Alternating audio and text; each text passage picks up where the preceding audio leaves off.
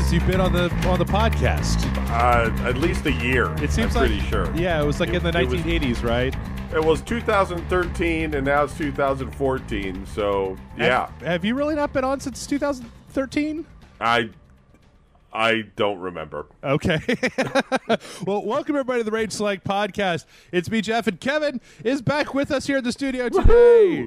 And so, Kevin, tell us, what have you been up to in the time between the last time that we talked to now?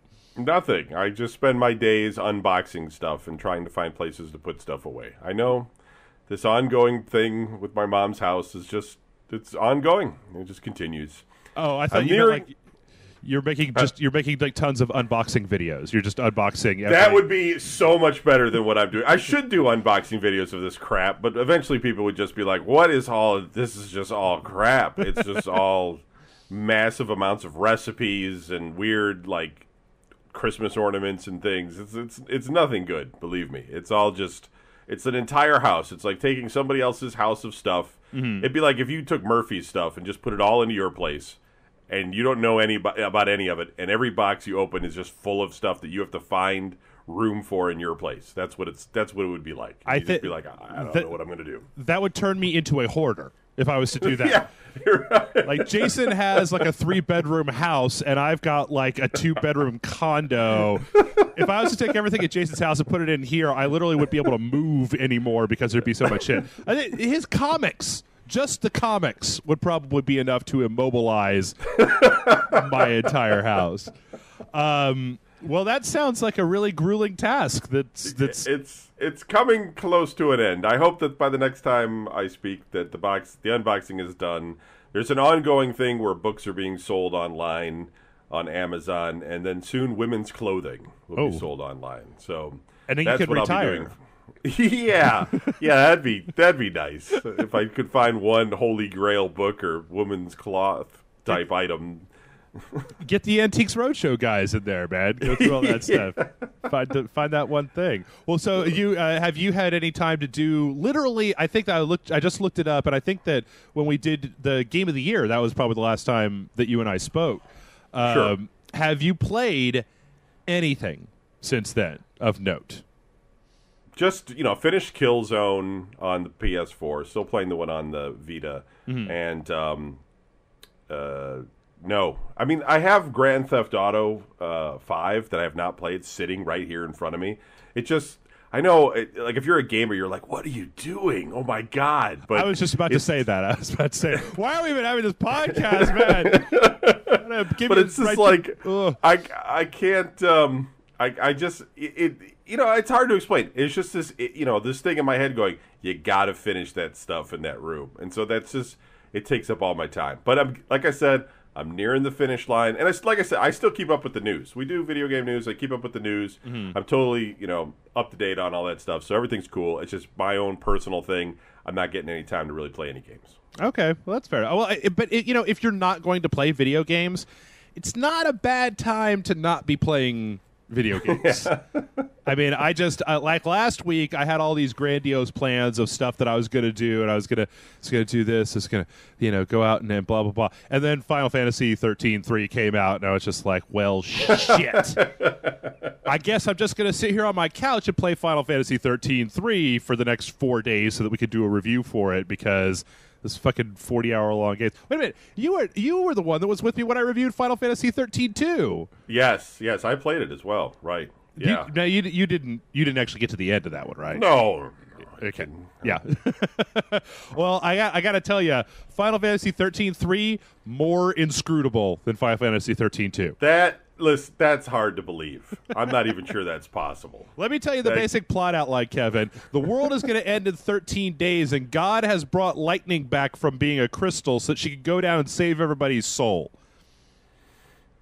Wow, that's a big job. If there's like 7 billion people, I don't know how she's going to, kind of a boring game. It'd be like maybe Left 4 Dead or whatever. Apparently, what I've neglected to mention was that, like in quotey fingers here, saving the people's souls means doing all the shit that they don't want to do. Like, I lost my hairpin in the desert 20 years ago. Can you go find it for me? And it's like, really? The world is ending here. I don't know if having the banana clip that you bought, that's really should be the biggest priority in your life. I'm glad it's behind me, and it sucks because Bravely Default came out right around the same time. Oh, sure, okay. And Bravely Default I'm playing a little bit in my spare time, or what spare time I have, and that's more just like a straight up old school Final Fantasy. Yeah, four dudes walking around, switching jobs. There's crystals, and I like that way more than I liked Final Fantasy 13. Lightning Returns. And there's been some people that have been asking me actually about this, about are you going to review Bravely Default? Every so often we'll get somebody who writes in who says, like, are you guys going to review more like Vita and 3DS games? And, if I had some sort of machine that was able to stop time in its tracks, like so that I could play games and the world just didn't move around me. I'd love to play all these games, but you just come down to this point where you're like, Final Fantasy 13 is 40 hours, and this next week we've got like Thief and Plants vs. Zombies Garden Warfare, and there's something else coming out, and it's just like you gotta pick your battles, and the Vita, that's not really where I want to fight. I'm not really super interested in that. Yeah. But you know what?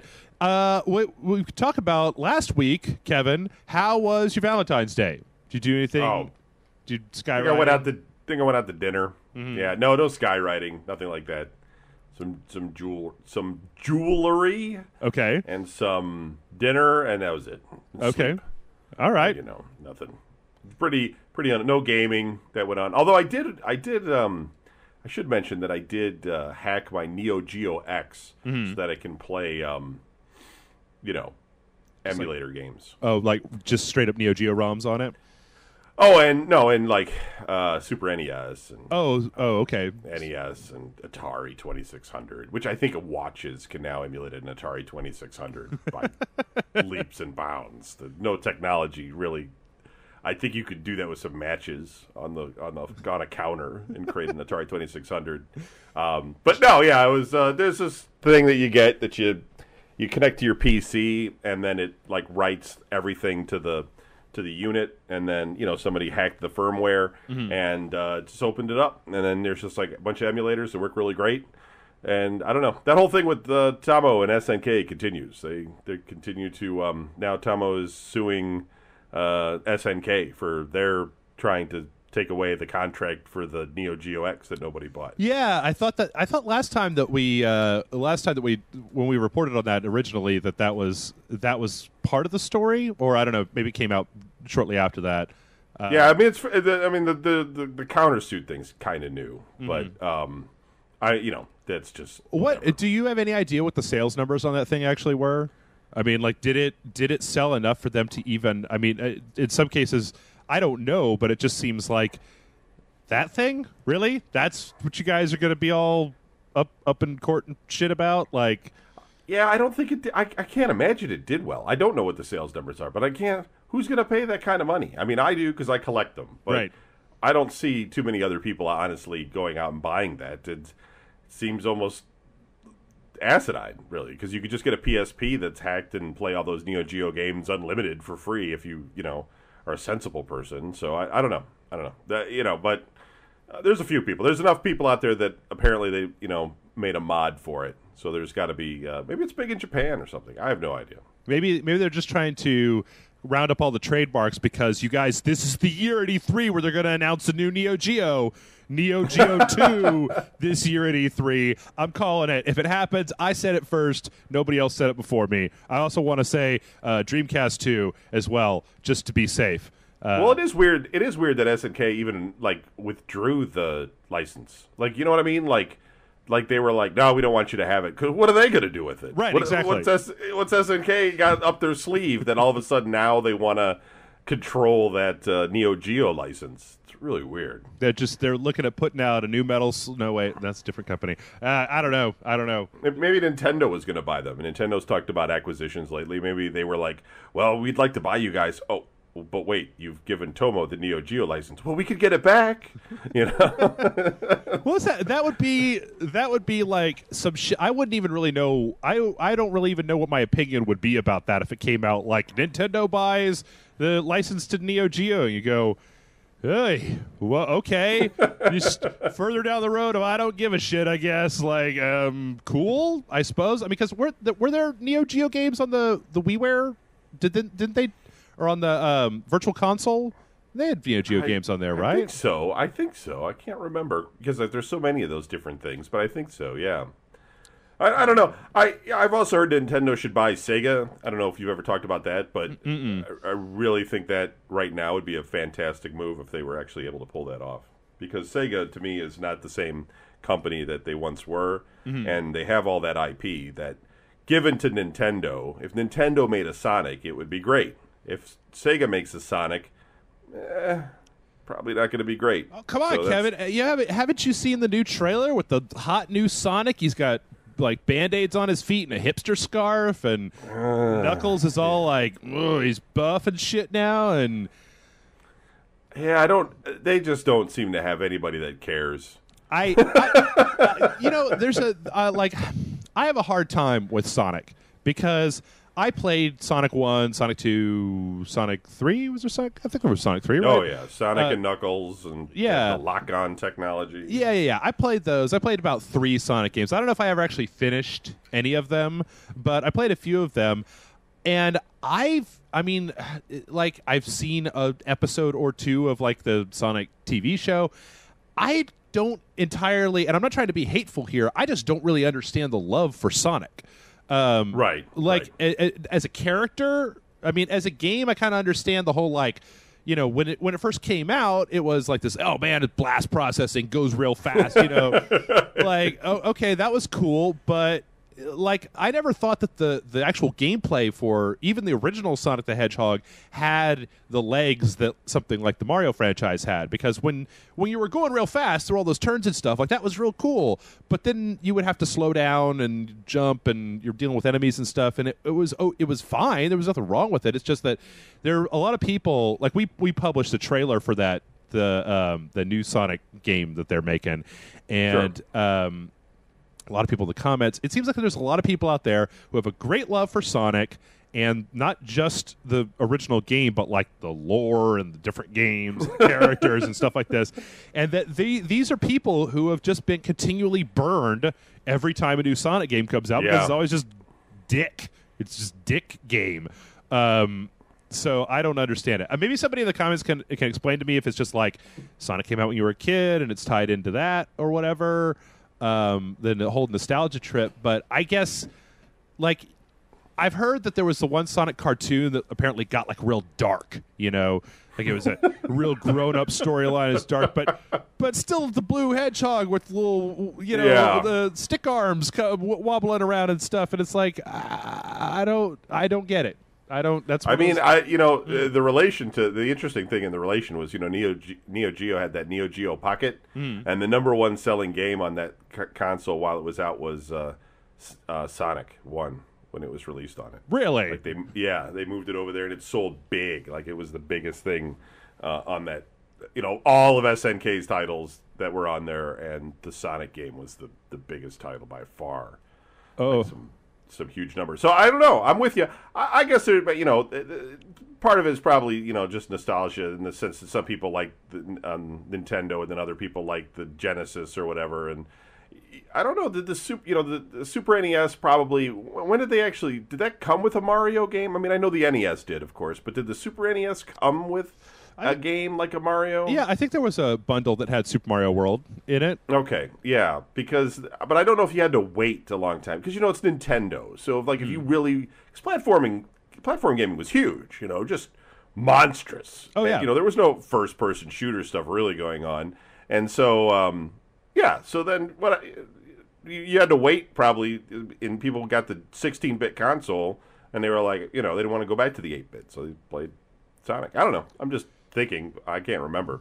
I remember. I mean, the idea of Nintendo buying Sega is actually really interesting, because it would be like, to put it in real world perspective, it would be like Microsoft buying Sony in 10 years Yeah. or something like that. Like Yeah. back in the old days, it was just that, like the way that console fanboys are now, that was Nintendo and Sega back in the old days, and just Sure. the idea that like 5 or 6 years ago or whatever, they had the Olympics one or whatever, or wait, they had the Smash Brothers, right, where they had Mario and Sonic in a Smash Brothers game together, and it was just like, oh, you're blowing my mind up, man. I can't even, what? No. Yeah.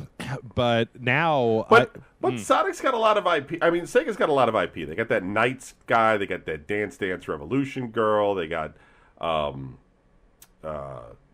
they got all the Sonic characters, the Eggman and the Knuckles and all that kind of crap. They got that Jet Set Radio. They got that Outrun stuff. They got a lot of IP. I mean, and I just feel like if they gave it to Nintendo, well, first of all, Nintendo could actually improve their launch list because they take forever to get their own titles out.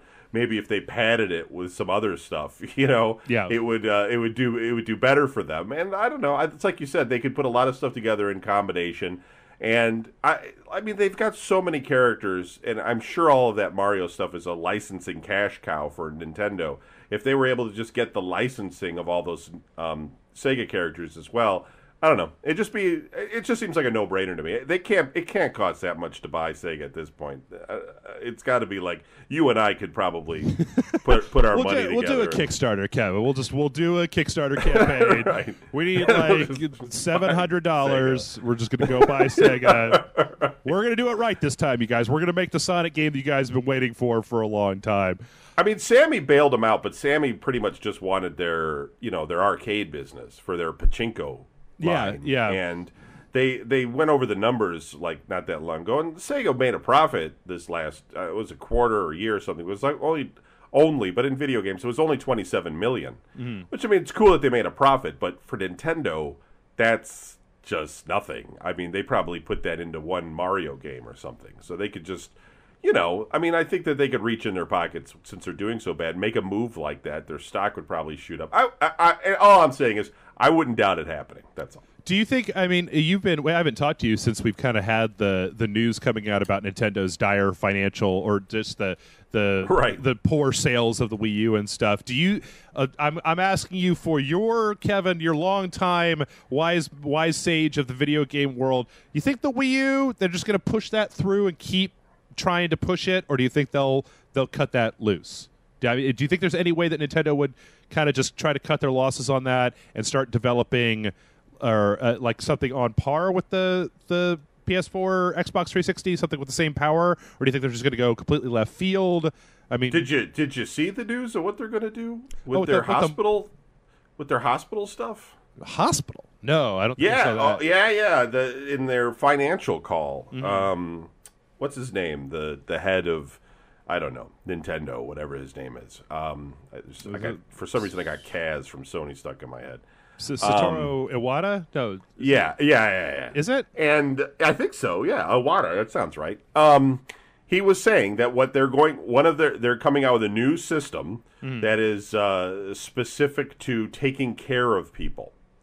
So going in further in the direction of the Wii Fit lifestyle, exercise, blood pressure, to get people. It's not even a gaming system, really. I mean, it's more about they're making lifestyle wear or something.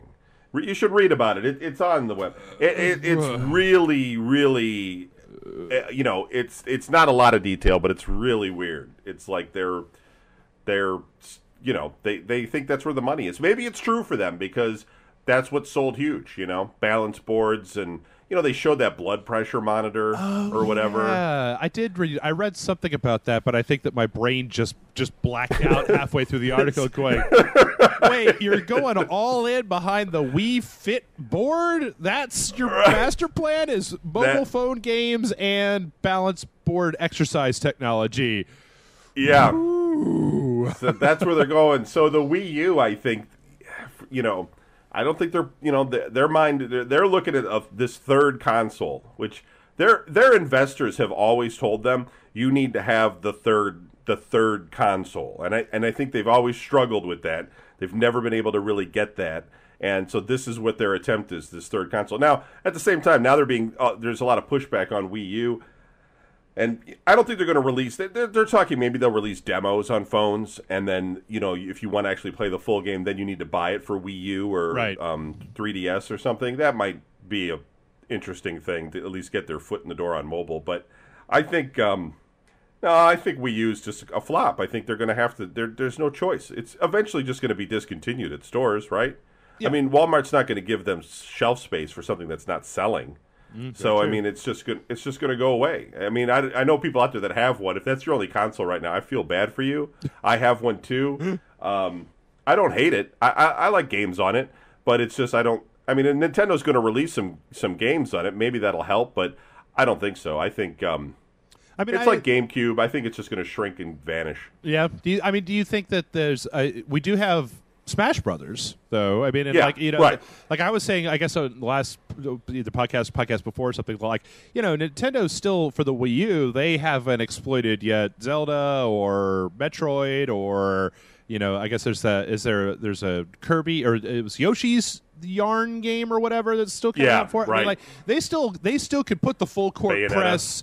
Yeah, Bayonetta 2, the full court press of but they could put their first party. I mean, we've got the new Donkey Kong Country Tropical Freeze coming out. Like at E3 this year, I wonder about E3 this year. I mean, I bet that like last year they didn't even have a press conference. I bet that they probably won't have one again this year because why would they bother to do all that for a system that is selling like this is?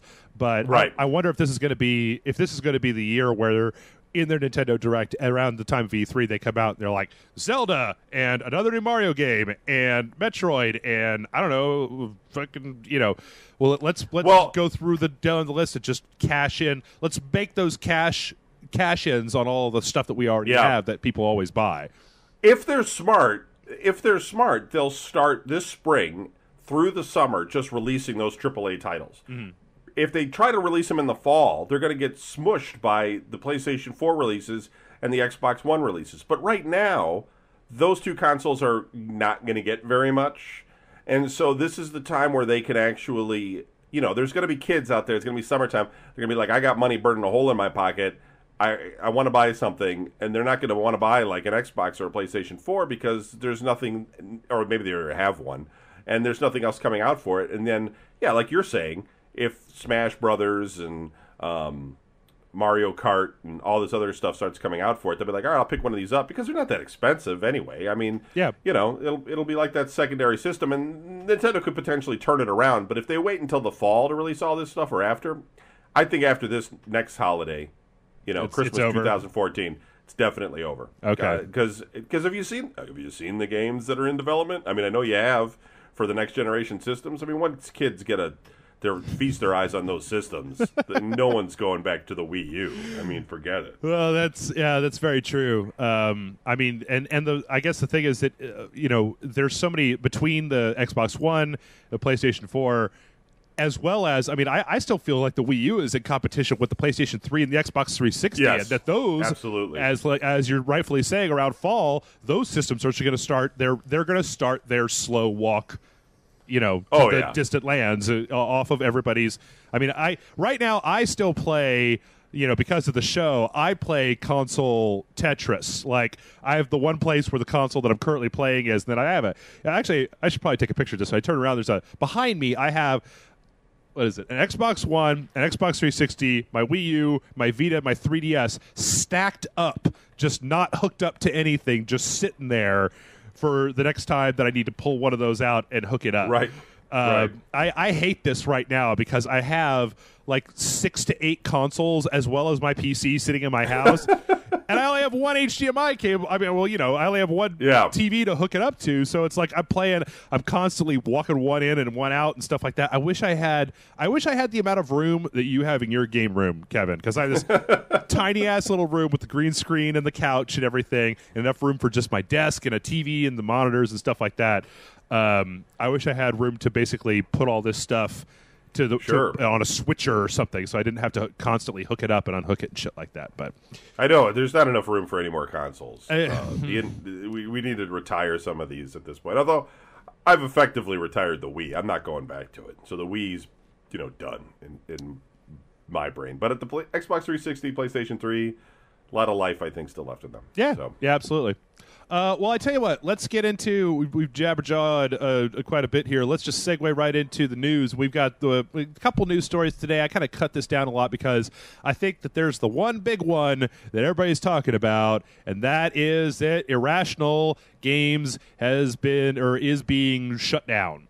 And just to put this in a little bit of context, what was it, Kevin, like Wednesday or Tuesday this week or something? There was Ken Levine wrote this blog post that was basically saying that he wants to get back to his roots. He's taken 15 of his kind of close developer folks. They're going to create a new team to make games, and that Irrational is getting shut down, and that there's like 200 some odd folks that are probably going to end up being laid off from that studio. And I don't know how this worked on your side, Kevin, but for me, I wasn't even watching this until I started seeing people that were just angrily tweeting, "Ken Levine is a dickhead. How dare he do this? How dare?" I saw that stuff too. Yeah. It was the overwhelming response to this seemed to be, "Ken Levine, how dare you fire 200 people just because you want to make smaller games? What a self-important asshole you are." Right. Right. And I'm pretty sure that you and I are on the same page with this, but like, I'd be willing to bet you cash fucking money right now that ain't got nothing to do with Ken Levine. Well, it has something to do with Ken Levine, but like this decision, that it wasn't like he just came into work on Monday and was like, "Hey, you know what? I feel like making smaller games. Hey, fire everybody. Yeah, everybody, you're fired. Go home. Fuck you. You 15, you guys over there. You stay. Everybody else, eat a dick and get out of my building because fuck you guys." I read that they're really well taken care of, actually. So they weren't just like locking the door on them and being like, right. "Good luck." Yeah. You know what I mean? So. They even said that in the blog post. They said they were going to let them have time to essentially do their portfolio. They're having like job fairs at Irrational for this stuff. But I went back and I don't know. Did you read? There's a really good article about this, or I think it was a really good article on Gamasutra that Lee Alexander wrote. Okay. That basically talks about how this was probably not a surprise to the people who worked at Irrational Games, because BioShock Infinite had a 5-year development cycle, and it sold better than BioShock, but not like leaps and bounds better, not like Grand Theft Auto 5 breaking sales records better, not right. Even I don't even think it did double the business that original BioShock did. Well, first of all, Kevin, why don't you weigh in on this? I've been thinking about this all week, so I got a lot to rant and stuff. But I mean, it's like you say, it could have been for corporate reasons, and I think maybe they walked in there and they basically, were probably in discussions with him on terms of a contract, is my guess, and they probably offered him something that was probably just not to his liking. It was probably, they had a lot of issues before, so there was probably some ironclad things in there to deal with those things, and probably had some benchmarks that he had to hit.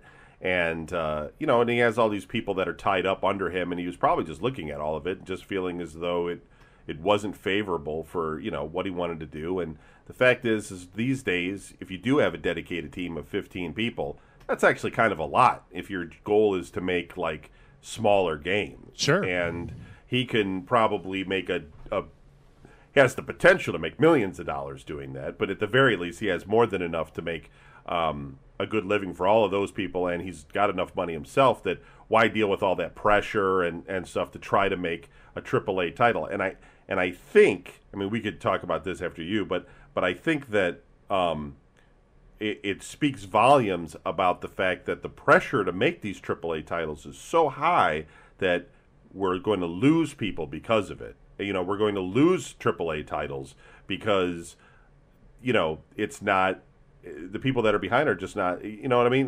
There's too much pressure. Yeah. They don't want to do it. It's easier to make a game that's going to earn you, $500,000 or $1 million than to try to make the next game that makes you the next Guitar Hero that makes you $100 million or whatever. Right. It's too difficult. See, I don't know. I get the feeling, and I don't know. My See, I guess the issue that I have with this these days, and part of this is reading that editorial and thinking about it, is that I don't know if this is something that we've talked about much before, Kevin, but like, I never really realized this until I started doing this job. Is that when I was working back at Spill and then doing stuff at Rage Select, you start to see that people have a perception of what is going on with a limited amount of information. Because it doesn't behoove any of these companies to publicly put out, like I was looking one day to try to figure out see if I could find a website that was an aggregator for like the budgets for video games. And that shit's insanely difficult to find. It's very difficult to find. We don't even really have good hard sales numbers. I mean, people point out to me before that VG charts is the closest we've got, that a lot of times that's speculation. So my take on this, what I bet ended up happening is that Irrational is going to get shut down. That they took 5 years to put out a game that sold moderately well, but that sort of investment to return on the for a large corporation it's not enough, right? It's not enough to sit 5 years on a studio paying 200 people to make a game that's going to sell pretty well. You're going to make your money back. You're going to make some more money on top of it. But when you think of all the infrastructure that was there and marketing and all that shit, when that could have been like, I mean, Irrational Games' development of BioShock could have been, what do you think, Kevin, like 2 or 3 other studios making games that might have sold, that might have ended up netting them a bigger profit when you added up, when you put them all together. So yeah, but I agree with you. But don't you think though that, like, I mean, what was their end game anyway? Thinking they were going to spend that kind of money, like the people above him, I don't know, because that was a game that sold really well. I mean, people liked it. I know that it didn't sell double. That maybe that's the problem with the financial side of this stuff, is that people think that a game like that will sell double if they put more money and time into it, but I don't know if any game can sell more than, I mean, that, I don't know. Oh, well, Call of Duty or something is like, they're trying to reach that mythical, top of the mountain peak that only like one game every 5 years manages to get to. Sure. Go ahead. No, sure. I understand that. And I, we've talked at length about this, especially like when Tomb Raider came out and the Square Enix CEO stepped down because it was, quote unquote a failure, even though those games all sold and they were fine. I feel like the thing is that the specifics of this are very difficult to suss out. But from what I can tell, it seems like after BioShock was well received as it was, that Irrational was given not a blank check, but they were given a lot of resources. And in fact, there's a lot of stuff that you could see about when they started up development of BioShock Infinite that's well documented, that says that like they didn't want to be slaves to the design doc. They didn't want to be afraid to try new things. And so what that involved was, I mean, you remember the E3 demo in, it was like 2012, I guess, where they had Elizabeth bringing the horse back to life by opening up the tear, and then you saw the Revenge of the Jedi billboard. There was a cargo, and that was never in the game. It was never in the game at all. And I've read these postmortems where they talk about, like, somebody has an idea for something they think could be a cool mechanic in BioShock Infinite, so they develop it and they polish it to the point where it's almost like in a ready-to-ship fashion, and then they go, nope, that doesn't quite work, and then throw it away. Like, I've seen articles saying that BioShock Infinite threw away 2 games worth of assets to get BioShock. And I like BioShock Infinite, but that's not a good way to make shit. Like, there's a reason that a lot of companies use the design doc, alpha, beta, polish, cert, ship model. It's because once you start getting feature creep and you get off your design doc too hard, then you start getting into a place where you're going to spend 5 years making a game. I mean, if you and I, or if a game developer was to take BioShock Infinite and essentially say, I'm going to take the finished product BioShock Infinite, I'm going to go back and I'm going to make it from scratch as fast as I can. That game should be in development for like a year, maybe 2 at most. Like, for what you got at the end of the day, that was not 5 years worth of game development. So what BioShock Infinite, look, I'll just say BioShock was eerie. Like, you were underwater in this weird sort of falling apart thing, and BioShock Infinite was bright and in the sky, and it had that interesting rail sliding mechanic and everything. But, if they're spending all their money making these games, making the George Washington robot look really cool. That's because it's the same game. It's a first-person shooter. It's got a couple of interesting new powers and stuff, but yeah, you're right. It should have taken like 2 years and not been this huge 5-year endeavor. Yeah, and so I think that like if you want to hammer on Ken Levine for anything, I think that taking that approach, that very lackadaisical. I mean, like there was, I read some stories where they said that like they said they weren't going to have to crunch because of the way that they were doing this. Then they ended up having to do it anyway to get the game, shipped and put out. That if you want to motherfuck Ken Levine for anything, I think that motherfucking him for letting that game design philosophy, like I can see trying that shit, but there's got to be a certain point where you say, all right, look, this isn't working. We're gonna meet. We're gonna have an all hands meeting. We're gonna go back to the drawing board. We're gonna take the things that we already know that we want to do. We're gonna put together a design doc, and then we're gonna crank out a fucking video game and put it out. So, I think you can blame Ken Levine for that. I think that that's totally fine. On the other hand, I don't think that it was his decision to shut down Irrational. I don't think that had anything to do with him. And I'm out on a limb with that one, but I'm pretty sure that that's Take Two going, this shit didn't make enough. You got all these people over here. Shut it down. It's not worth it. Shut it down. There's also just business things. I mean, you got a team that made a real successful game. You've got them employed. When it comes to their annual review, to decide if they get a raise, they're all going to ask for like way more money. Mm-hmm. And, you might as well just be like, look, I'll just fire you, form a new company, and then hire you for what I'm going to pay you, rather than try to go through this I deserve process and letting people go. It's just, there's lots of reasons for this kind of stuff. But I don't know. I'm with you. We don't really know all the details of it, too. I mean, maybe he was just being a self-centered asshole. Yeah, we don't really know. Maybe. But I'm with you. I think that... I think there's more going on here, and I doubt we'll ever know it. Because the actual internals of the conversations that happened at Take-Two, maybe 10, 15 years down the line, Ken Levine will do a post-mortem where he says, like, here's what happened with that. But, another part of that Gamasutra article that I was reading was Lee Alexander saying that, like, a lot of people, when stuff like this happens, they are hungry. They want the truth. They want the capital T truth about what went down.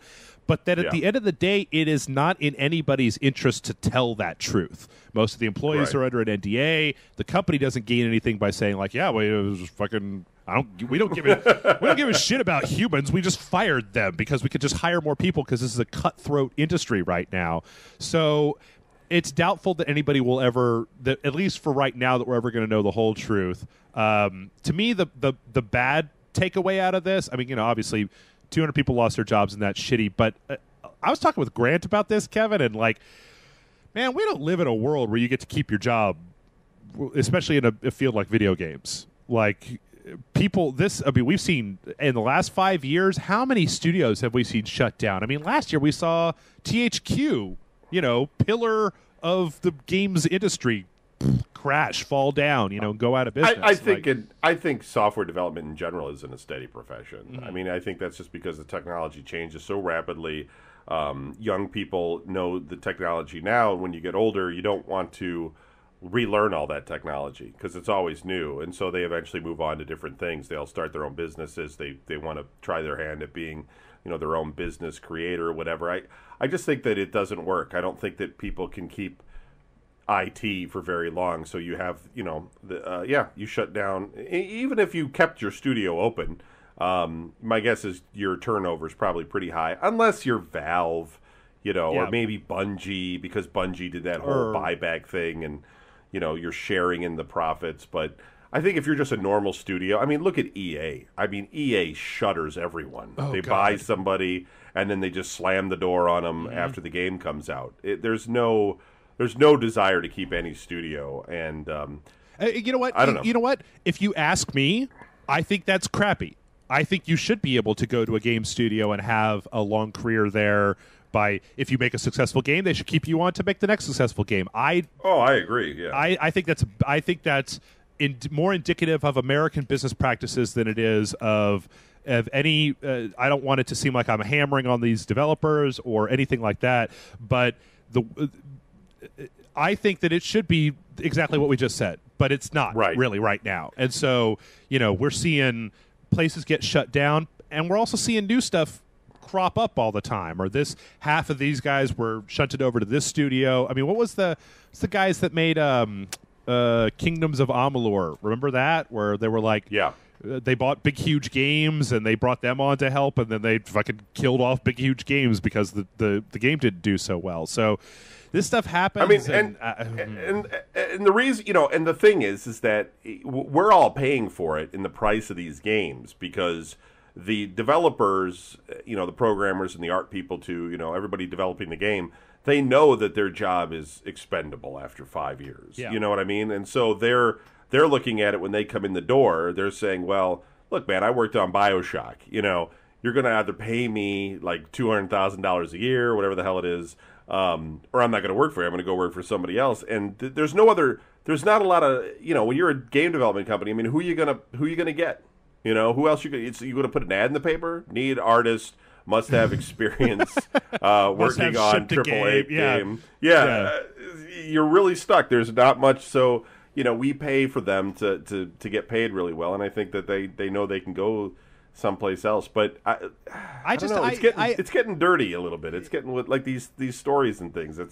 I think there's a lot of mud slinging going on. I definitely agree. And maybe I'm naive for thinking this, and I mean, I guess I was in when they showed off BioShock Infinite 2011 when I was at E3.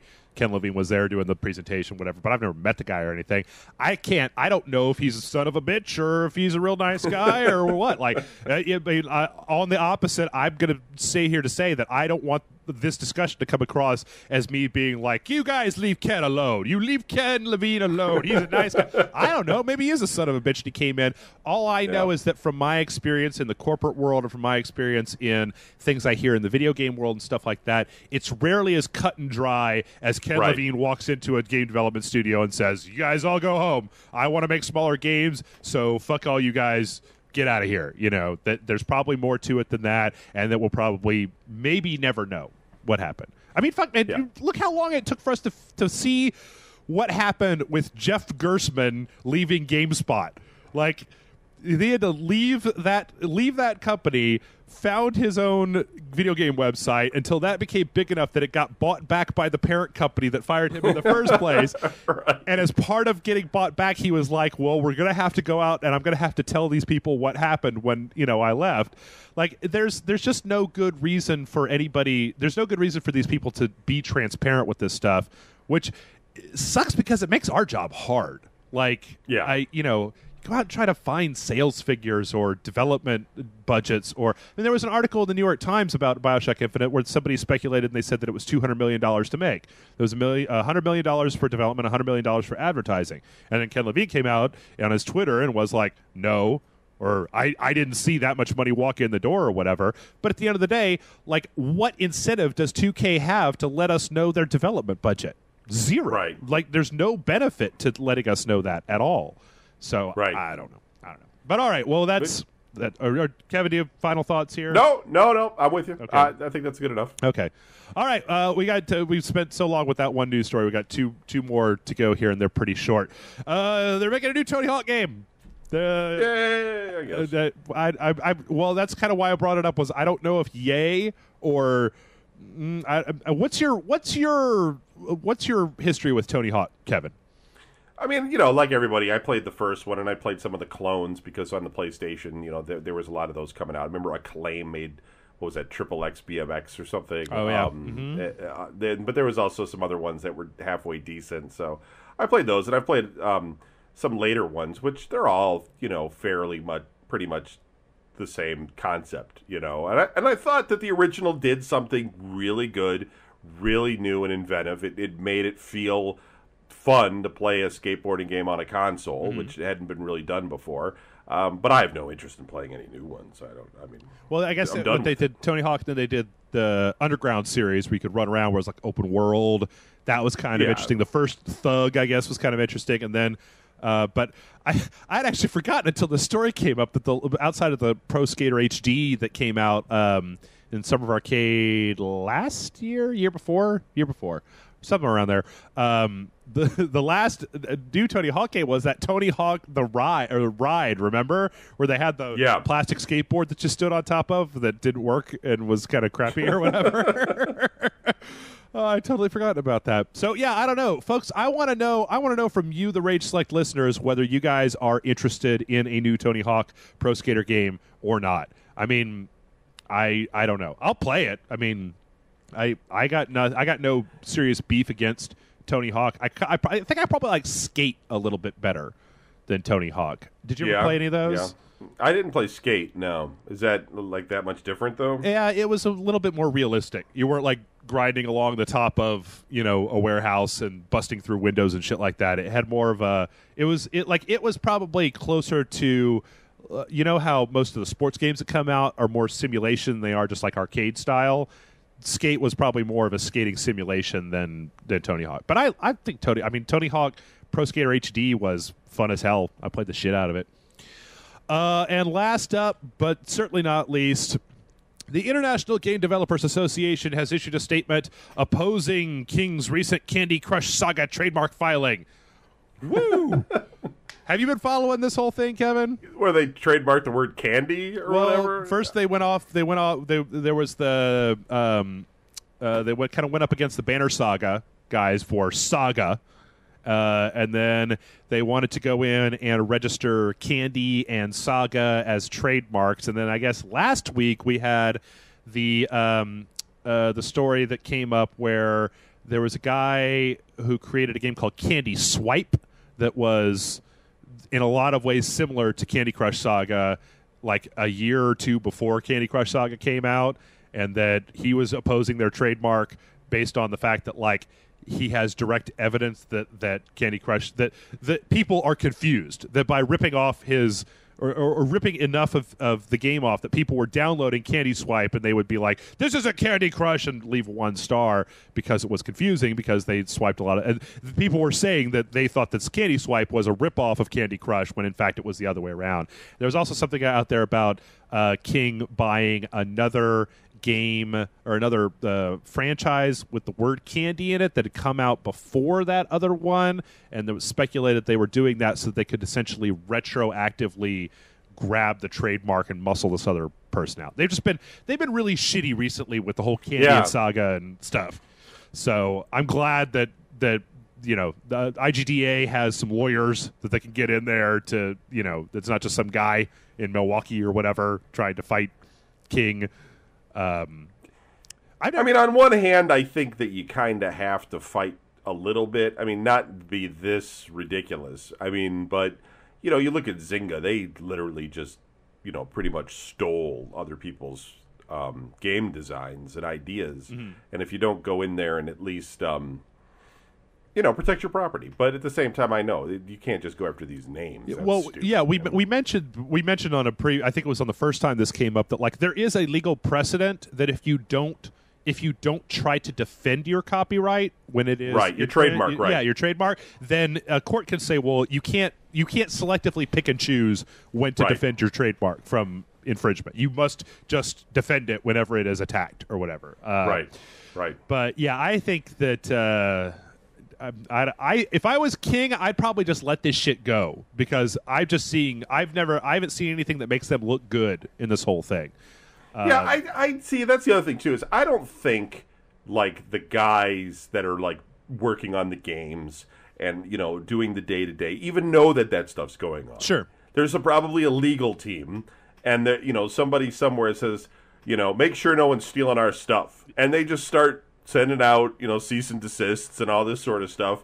And it's, and somebody has to reel them back in is really what has to happen. Somebody has to bring it to their attention and go, all right, guys, I don't know, I'm not paying you to go after these, ridiculous $1 games or something. The video game equivalent of hitting them on the nose with a newspaper and going, no. Yeah, I mean, I think so. I think you just got to reel it back in a little bit because lawyers, hey, man, they want to get paid. Yeah. They get paid for every thing they file with the court. So they'll just send out stuff all day if it's going to get them a paycheck. So I could see how this happens. Yeah.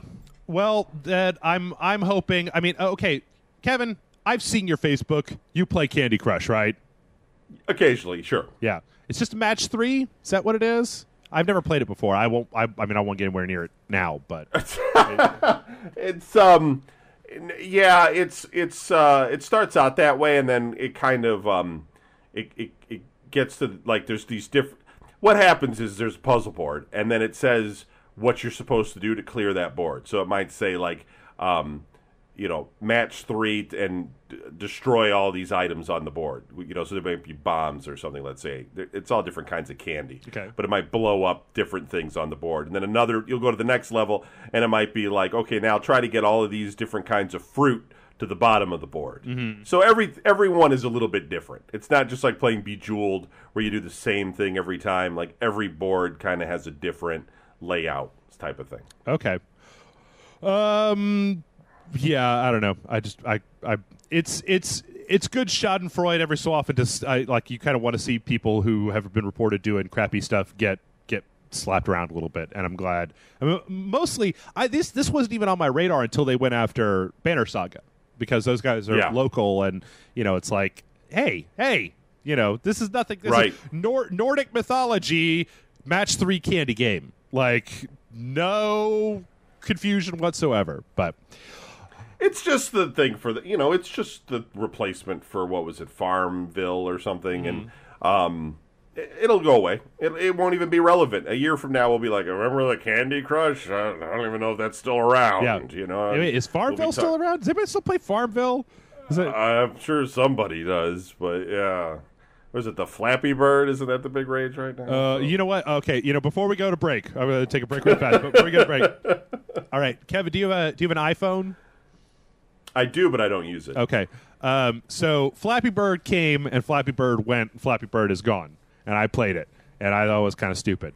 Today, I found there's Brian Brushwood and a few folks I've heard this from in a few different places on the internet. There's this game called Threes. Have you heard of this? No. It's an iPhone game, or you can play it in a browser, and it's a very simple game where you're moving these numbers around, and you're trying to make multiples of 3. So you put a 1 and a 2 together, it makes a 3. You put 2 3s together, it makes a 6. You put 2 6s together, it makes 12. It's very simple, extremely simple. Sounds like simple. a calculator. It's exceptionally simple, but every time you move, it's like you've got a board that's got all these numbers on it. Every time you move it, some more numbers come on. So you're trying to keep being able to make moves to put numbers together, because if you get to a point where you can't make any more moves and the board is filled up, then you're done, and it's like, here's your score, and you're done. That game is simple. It probably didn't take, 1 or 2 people probably made it, but it's very clever. It's very fun. It's super addictive, and it is the exact reason why I fucking hate Flappy Bird, because, like, Flappy Bird to me was just, it's like, this is just an exercise in, like, what am I even, like, I'll be playing it, I'm just sitting there going, like, what am I doing? This is stupid. Right. Whereas Threes, there's like this kind of, you're trying to do this math, and you're looking to blah, blah, blah, and it's not, it's not Goodwill Hunting calculus or anything, but, like, it's a game. It's a game with an original premise that I haven't played before. I played shit like Flappy Bird before. Flappy Bird is just the water levels from Super Mario Brothers, except that if you could take a hit, you die, and there's a bunch of shit coming from the right-hand side. But wouldn't you say, though, that that's the same with Jump Kick? Dive Kick? Or Dive Kick? Yeah, Dive Kick, sorry. Dive Kick? No, I wouldn't. I wouldn't, Kevin. I've never played anything like Dive Kick before. Now, some people think, they're like, Dive Kick is stupid, and I can't tell them, somebody comes to you and they're like, I hate Dive Kick, it's stupid. What are you going to do? Argue with them until they like Dive Kick? Well, that's never going to happen. You can just go, well, I disagree with you. I think it's kind of fun personally. And they're just like, no, it's the worst. It's the worst thing. It should be deleted. And the guy who made it should be executed and just burn it down. And you're just like, it's a $15 game on Steam, man. I like it. You don't. You're more than welcome to not like it. Don't play it. The company won't make any more games, and the boom, problem solved. But I say that after I get done railing against Flappy Bird about it. The only reason I'm railing against Flappy Bird is because people kept messaging me on Rage Select saying, you got to play Flappy Bird. You guys should play Flappy Bird. Do you play Flappy Bird? And I was like, no. And like, oh my God, it's so fun. So I loaded it up my phone and was like, nope. I don't understand. So But yeah, if you got an iPhone, Threes, or if you got a browser and you want to play Threes, you should play Threes because that game is rad as hell. But we're good luck searching for that though. Threes, yeah, I don't think that's going to come up. Threes JS or threes.meteor.com. I'm actually going to say that because when we were getting ready to do this podcast, I found out there was a Java version of it out there, and I started playing it, and I kept going like, I really got to read these news stories for the podcast, but I was just going to play one more game of Threes real fast. I'm kind of glad it's not on my phone, because if it was on my phone, then I wouldn't have to talk to people anymore. I could just go to the bar and get drunk and play Threes instead of having to pretend to be interested in what people do. So, sorry, that sounded really mean. I don't really pretend to be interested in what people... I listen to what the people say. Anyway, Kevin, we're going to take a real quick break here, but when we come back, we got the questions from the viewers. So stay tuned, everybody, and we'll be back shortly with some of your questions.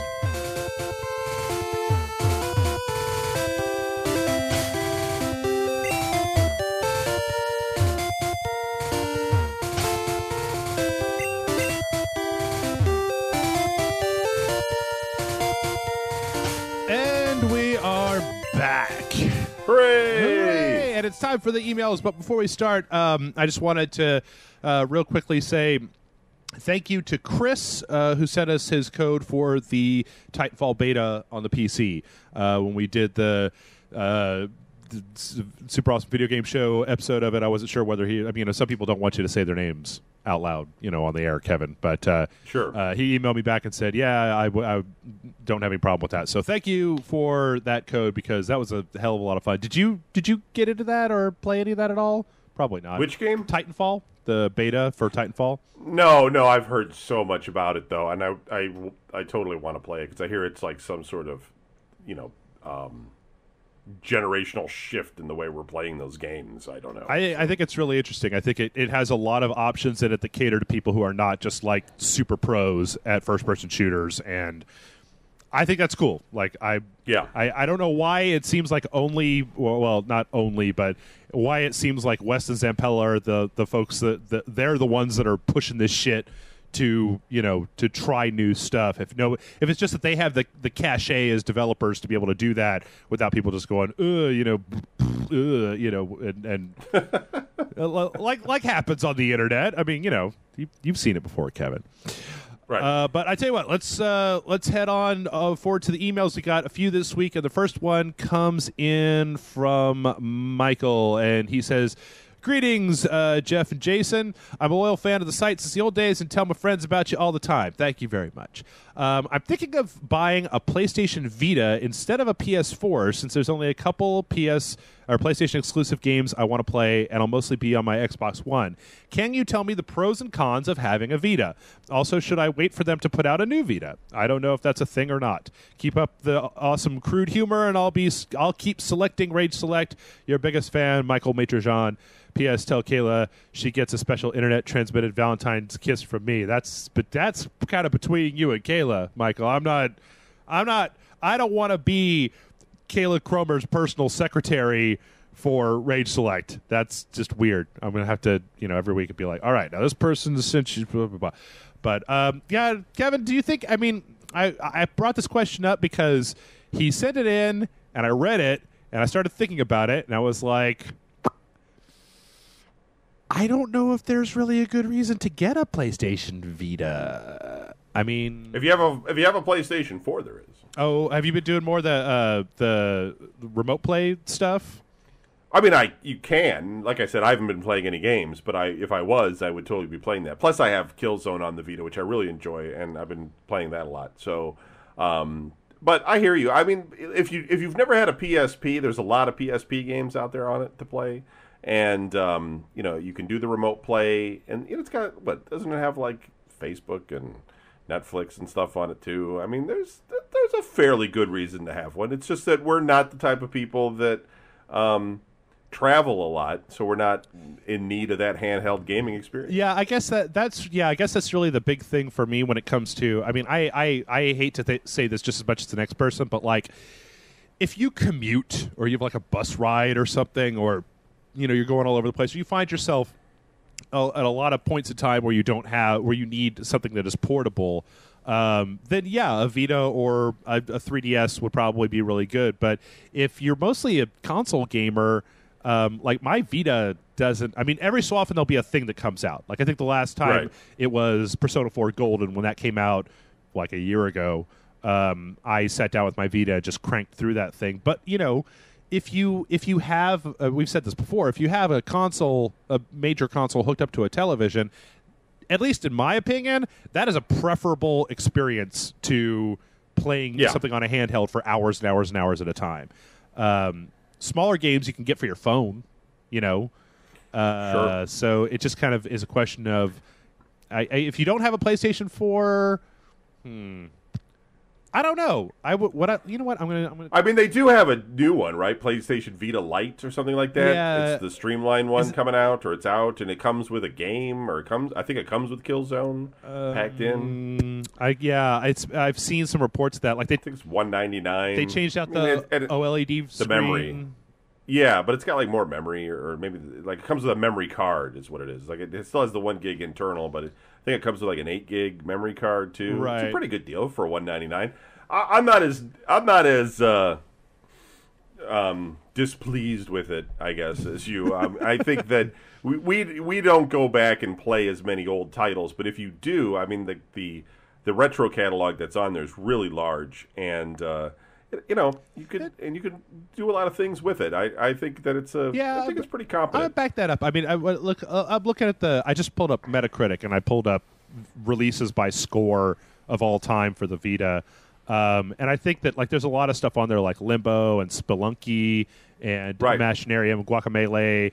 I never got a chance to play Tearaway. That came out last year. That was kind of a big deal for a little bit on that system. Yeah, but I mean, like Hotline Miami. There's a lot of stuff on here that it seems like if you didn't have, it almost seems like if you didn't have a PSP or you weren't super into the PlayStation 3, like this would be a great place to pick up a bunch of stuff that was there. I mean, I like it because you can put the Metal Gear Solid HD collection on it and play all the Metal Gear games, even if they, and they have that whole thing where they have those games that split play. Yeah, crossplay. You buy it in one play, crossplay. You can play it on both, and I mean, I think there's a lot going on there. And the truth is that realistically, Sony's not coming out with another one for 3 or 4 years at the earliest. So you've got plenty of time to get your money out of it. So I don't know. I think it's a good purchase. If you got money burning a hole in your pocket and you have a choice between that and a Wii U, get the Vita. Oh, the poor Wii U. Oh, poor Wii U. Okay, here's a question though, Kevin. Would you rather Vita or 3DS? I think I'd probably go with 3DS. If I was going to only have one portable, I think that the between all the Zelda stuff and Fire Emblem and Bravely Default that just came out. I mean, maybe I guess I'm showing my penchant for Japanese games there, but I think I would go Vita, and I only say why is because Killzone showed me that they can do really good first-person shooters. Mm-hmm. I've probably got 3 or 4 years of more releases. Hopefully, more good first-person shooters will come out. We're probably getting to the cream of the crop of titles that are being developed for this thing to be released soon. Mm-hmm. Where the 3DS, I'm not sure, man. Nintendo released that 2DS, and it's almost like they gave up on the 3D and the lack of the second thumbstick and all that sort of thing. I mean, talk about something that probably needs to be revamped. They probably need to come out with a new handheld system. I think the 2DS is ridiculous. Mm-hmm. I mean, the fact that why is it 2 screens, Jeff? Why? It's flat now. You can't. There's no hinge. Uh-huh. Why can't they just have 2 or like one big screen, and then if you want to have that that line in the middle or something that I don't understand what they're doing. Because one of them's a touch screen and the other one isn't. Why can't you make them both touch screens? It's how much more is that going to cost? I don't know. It's silly. I mean, I just think that Nintendo's losing me. They're losing. Why do I have these 2 screens? That thing is. Have you seen what the 2DS looks like? It looks so uncomfortable and ridiculous. I know that they're just targeting these kids, but I mean, do you have one? I feel bad for them. Did you get one? No, I should get one, but no. I've seen lots of pictures of it. I kind of want to get an XL. I kind of want to get a 3DS XL because I mean, like for me, I got the Fire Emblem game, really like that. Got Bravely Default, really like that, and I don't really play with the 3D turned on, so I just want a bigger screen. That's the main with the original, because I've got the OG shipping 3DS. Which in comparison is a lot smaller than the XL, so I could just go for a bigger screen. I'm wondering if Nintendo, I've heard some rumblings, and I'm wondering if they're going to go back and try what they did with the, I think it was the GameCube, where you could. There was like an attachment that went on the bottom that allowed you to play. What was it? Game Boy Advance games on the big screen. Yep. Nintendo should totally do that, because most of the games aren't 3D. And dude, I would kill for that. I would kill. Well, you know what we actually talked about this in the last one about, instead of making another console, what I would go out tomorrow and buy, if they had a 3DS, instead of making some kind of like Wii U adapter, if they just made a 3DS that had an HDMI out, so that the main screen is on your TV, and then you still have the touch screen for all the touchscreen stuff, Right, exactly. Because, I mean, I've said it before, I bought that adapter that you're talking about just so that I could play Final Fantasy Tactics Advanced, because I didn't want to spend that amount of time hunched over my Game Boy Advance SP, I guess it was at the time. And so, I honestly think there's probably I know that when we talked about the Neo Geo X earlier, I love the idea of having a medium power system that has an output to the television, but that I can also disconnect and just take the entire unit with me, instead of having to do this cross-play, upload your save, all that bullshit. Like I like being able to just unplug that thing and then boom, good to go. So I would totally buy if they put out a 3DS that had a HDMI out on it, because then we could do capture for the website, which people are always like, why don't you guys play Fire Emblem? And I'm like, because it costs like $250. You have to ship your 3DS off to some sketchy person in another country who does this like gray market after takes 6 months, and like just so that we could play like 3 3DS games on the TV. Like, ugh. Yeah, I at the end of the day, the answer to the question, I think either of those handheld systems are great. I mean, certainly I have a 3DS, I have a Vita. I think that it's really the only game in town in terms of, handheld game consoles. Don't look at like Neo Geo X or anything. So, you're going to get your money's worth. If you don't have a 3DS and you want a 3DS, get a 3DS. If you want a Vita, get a Vita. Because both systems they're in no danger of being replaced anytime soon. So there's nice catalogs for them, lots of developer support. I just think, that world right now is not as confusing as the console living room systems that we have going on right now. Yeah, you just look at the two things and decide which one has the games that you want.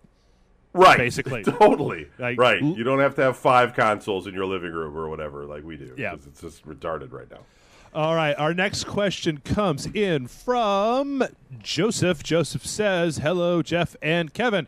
My name is Joseph, on the site as Hogwarts Dropout, and I have been a follower since the site. We can no longer mention the program that ceased to exist, but this is my first question ever. Well, actually, I have a couple questions. Number 1, it seems that first-person shooters are all the rage. No pun intended nowadays, but the genre has done nothing for me whenever I try to play something. Do you have any suggestions for any games I can try out? Number 2, I recently discovered that I have a first-run Xbox 360 that still functions. Do you have any recommendations for any games that I can throw on it to justify its continued existence alongside my PS3? I'm more of a sports and third-person shooter gamer, so something in the latter would be beneficial. Thanks, keep up the excellent work, and rage on. So, shall we go with number 1? Excuse me. First, what? It's an odd question. I don't know if it's one that we've had before. First-person shooters for somebody that's not. I mean, it would help, Joseph, if you told us what first-person shooters you've already tried that you didn't care for. But I'd say that. I mean, I'll do the spectrum here. I mean, I think that if you find games that are from a first-person perspective but are not maybe shooters. maybe that's a good way to start out. Like you can play Skyrim in first person, but it's not a shooter by any stretch of the imagination. Portal, it's a first person puzzle based game. Yeah, I don't know. I don't know from his question whether it's a question of that he has problems with the first person perspective, or if it's just that he hasn't found a good game for that particular interface yet. I don't know. What's your favorite first person shooter, Kevin? Well, I mean, there's lots of AAA first-person shooters, but it sort of depends on what you're into. Because, I mean, if you're into that World War II or, the modern warfare stuff, I mean, it's pretty obvious what you should be playing. It's right in front of your face. Mm-hmm. And, do you like multiplayer or do you like single player? Because if you like single player, then you go to the BioShock, as far as I'm concerned. I mean, that game has a really good experience, and it's like $2 or something everywhere. So it's super cheap. Pretty freaking cheap. I mean, yeah, it's a pretty good experience for the money that you're going to pay for it. And so, I mean, it like you said, it really depends on what he's into, because it's all over the map. How much? Let's see. I'm going to look it up on Amazon here real fast. How much can you get Singularity for these days? That's a good game. I really like that I'm game. not sure. Singularity for the Xbox 360, $10.99. Oh, wait. Yeah. That's one of those games, though, that, like, if you keep it, because not that many people got it, it's going to be worth, like, $100 or something, like, in 5 years, because it'll be out of print, and nobody's going to re-release it. I mean, there's, like, a lot of games like that. I was just talking about Dark Watch. That's another one of those games that nobody bought that everybody's going to have. Mm-hmm. Like, I remember, like, I had a Sega Saturn, and I had a whole bunch of games for the Sega Saturn, and I went through a phase, basically, because the Sega Saturn had those big plastic cases, those big jewel cases, and it's like, I got to get rid of these things. They're just, they're like furniture. Mm-hmm. So I started selling them, and there was like a whole bunch of games that were worth like a lot of money, and they weren't even that old. Really? Just because, because there's a rarity to certain games that are the games that are fun that people don't buy tend to be the games that sell really well later on. I had forgotten you could kill a man with those things. I just remember what those were. They were so big, and they were like really sharp, hard edges on them. Like you could have picked one of those things up with the edge and probably murdered somebody to death with it.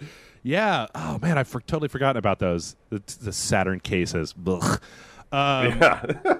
Yeah, I don't know. What I would do is I would just maybe take a look online at lists that people have made of the best first person shooters out there. And if you've tried, I mean, like, I'm just going to assume that you've tried playing like Call of Duty and maybe Battlefield and maybe stuff. So I'd say that if you tried the modern, no pun intended, modern warfare stuff, and it's not doing anything for you, look for stuff that's a little bit more esoteric, stuff like Singularity, or just stuff that with a different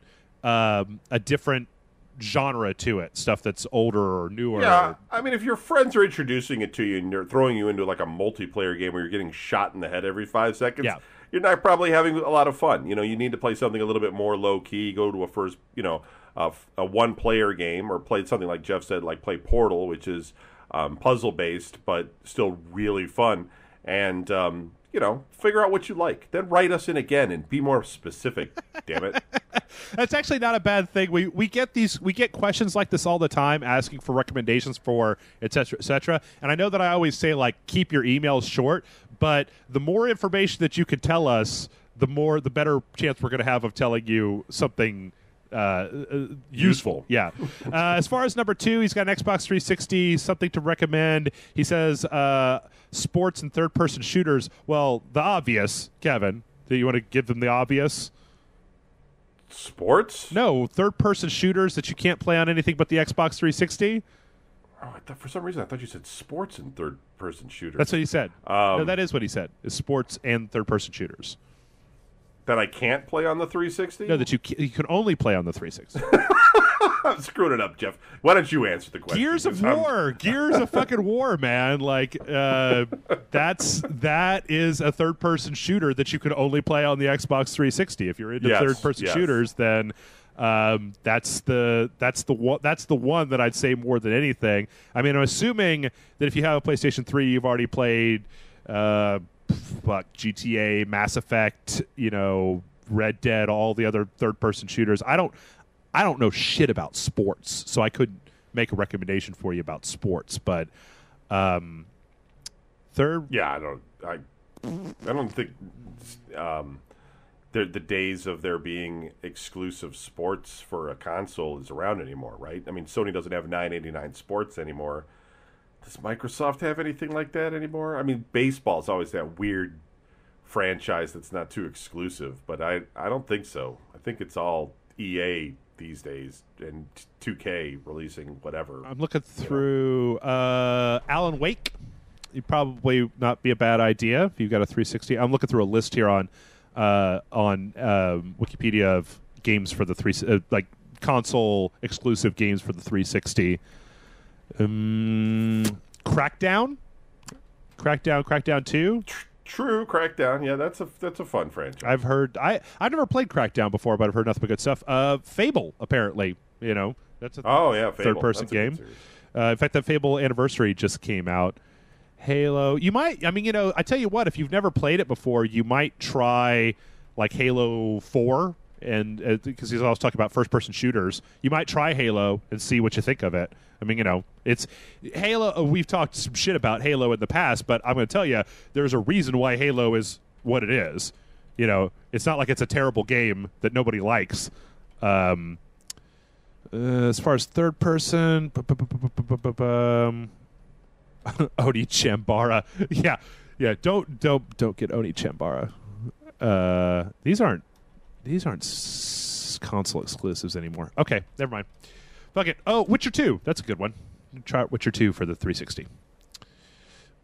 All right. Well, I think that's enough for this guy to work with. Let's go on to our next one, which has come in from Jonathan. And Kevin, this is not a game-related question. So, okay. I'm hoping that between the two of us, we can steer this guy in the right direction. He says, "Hey guys, I've got a drinking question. Recently, I've been allowed by law to consume alcohol to my heart's content. Congratulations on turning 21. The only problem is that I can't stand the stuff. Beer tastes little better than carbonated piss, and I've tried good craft beers too, and hard liquor just tastes like I'm sucking down paint thinner. Am I doing something wrong? Should I start by drinking some kind of specific booze, or do I need to just stop being a pussy and get used to the burn of alcohol? Sorry for the long question. That's it. Thanks as always. Keep on raging, Jonathan." Kevin, what do you think? Have you man up? Yeah, that's kind of what I have to say as well. Yeah, alcohol starts out as when you're young, you start drinking it with your friends as a test of strength, pretty much. And eventually, though, as you get older, it becomes a numbing thing to deal with your life. No, I don't know. I mean, you just different people enjoy it different ways, but there are certainly weaker alcohols. I mean, if you're just like starting shooting whiskey shots or something, maybe try and start with like light beer or something. Get a Coors Light or something really watery, and work your way up. For me, I guess it was when I was younger, I didn't drink very much, but what happened was right around the time where everybody was starting to turn 21, there started to be all these parties that I would go to here in town, and everybody always had a keg of Shiner Bock there. Like, that was the thing that you got in Austin when I was, getting ready to be 21. And so I didn't like it at first. I mean, I was like, ugh. But, you go to these parties, you go to these social situations, everybody's drinking. You eventually just get to a point where you're like, well, I kind of like being drunk, and, this is all right. So, I mean, I don't know. Kevin, when you first started drinking, did you like the taste of any kind of alcohol at all, really? No, no. And in fact, for years into my 20s, I didn't drink beer. I only drank mixed drinks because it helped to kill most of the... I always felt like beer tasted like old moldy bread. Yeah. But like you say, the peer pressure is strong. And it's also just... You don't really care. It's not like, you can totally be the guy that doesn't drink. Yeah. And we get it. And it's cool. But... The people drinking don't care really that you're that guy. They just don't want to talk to you because you're not drinking.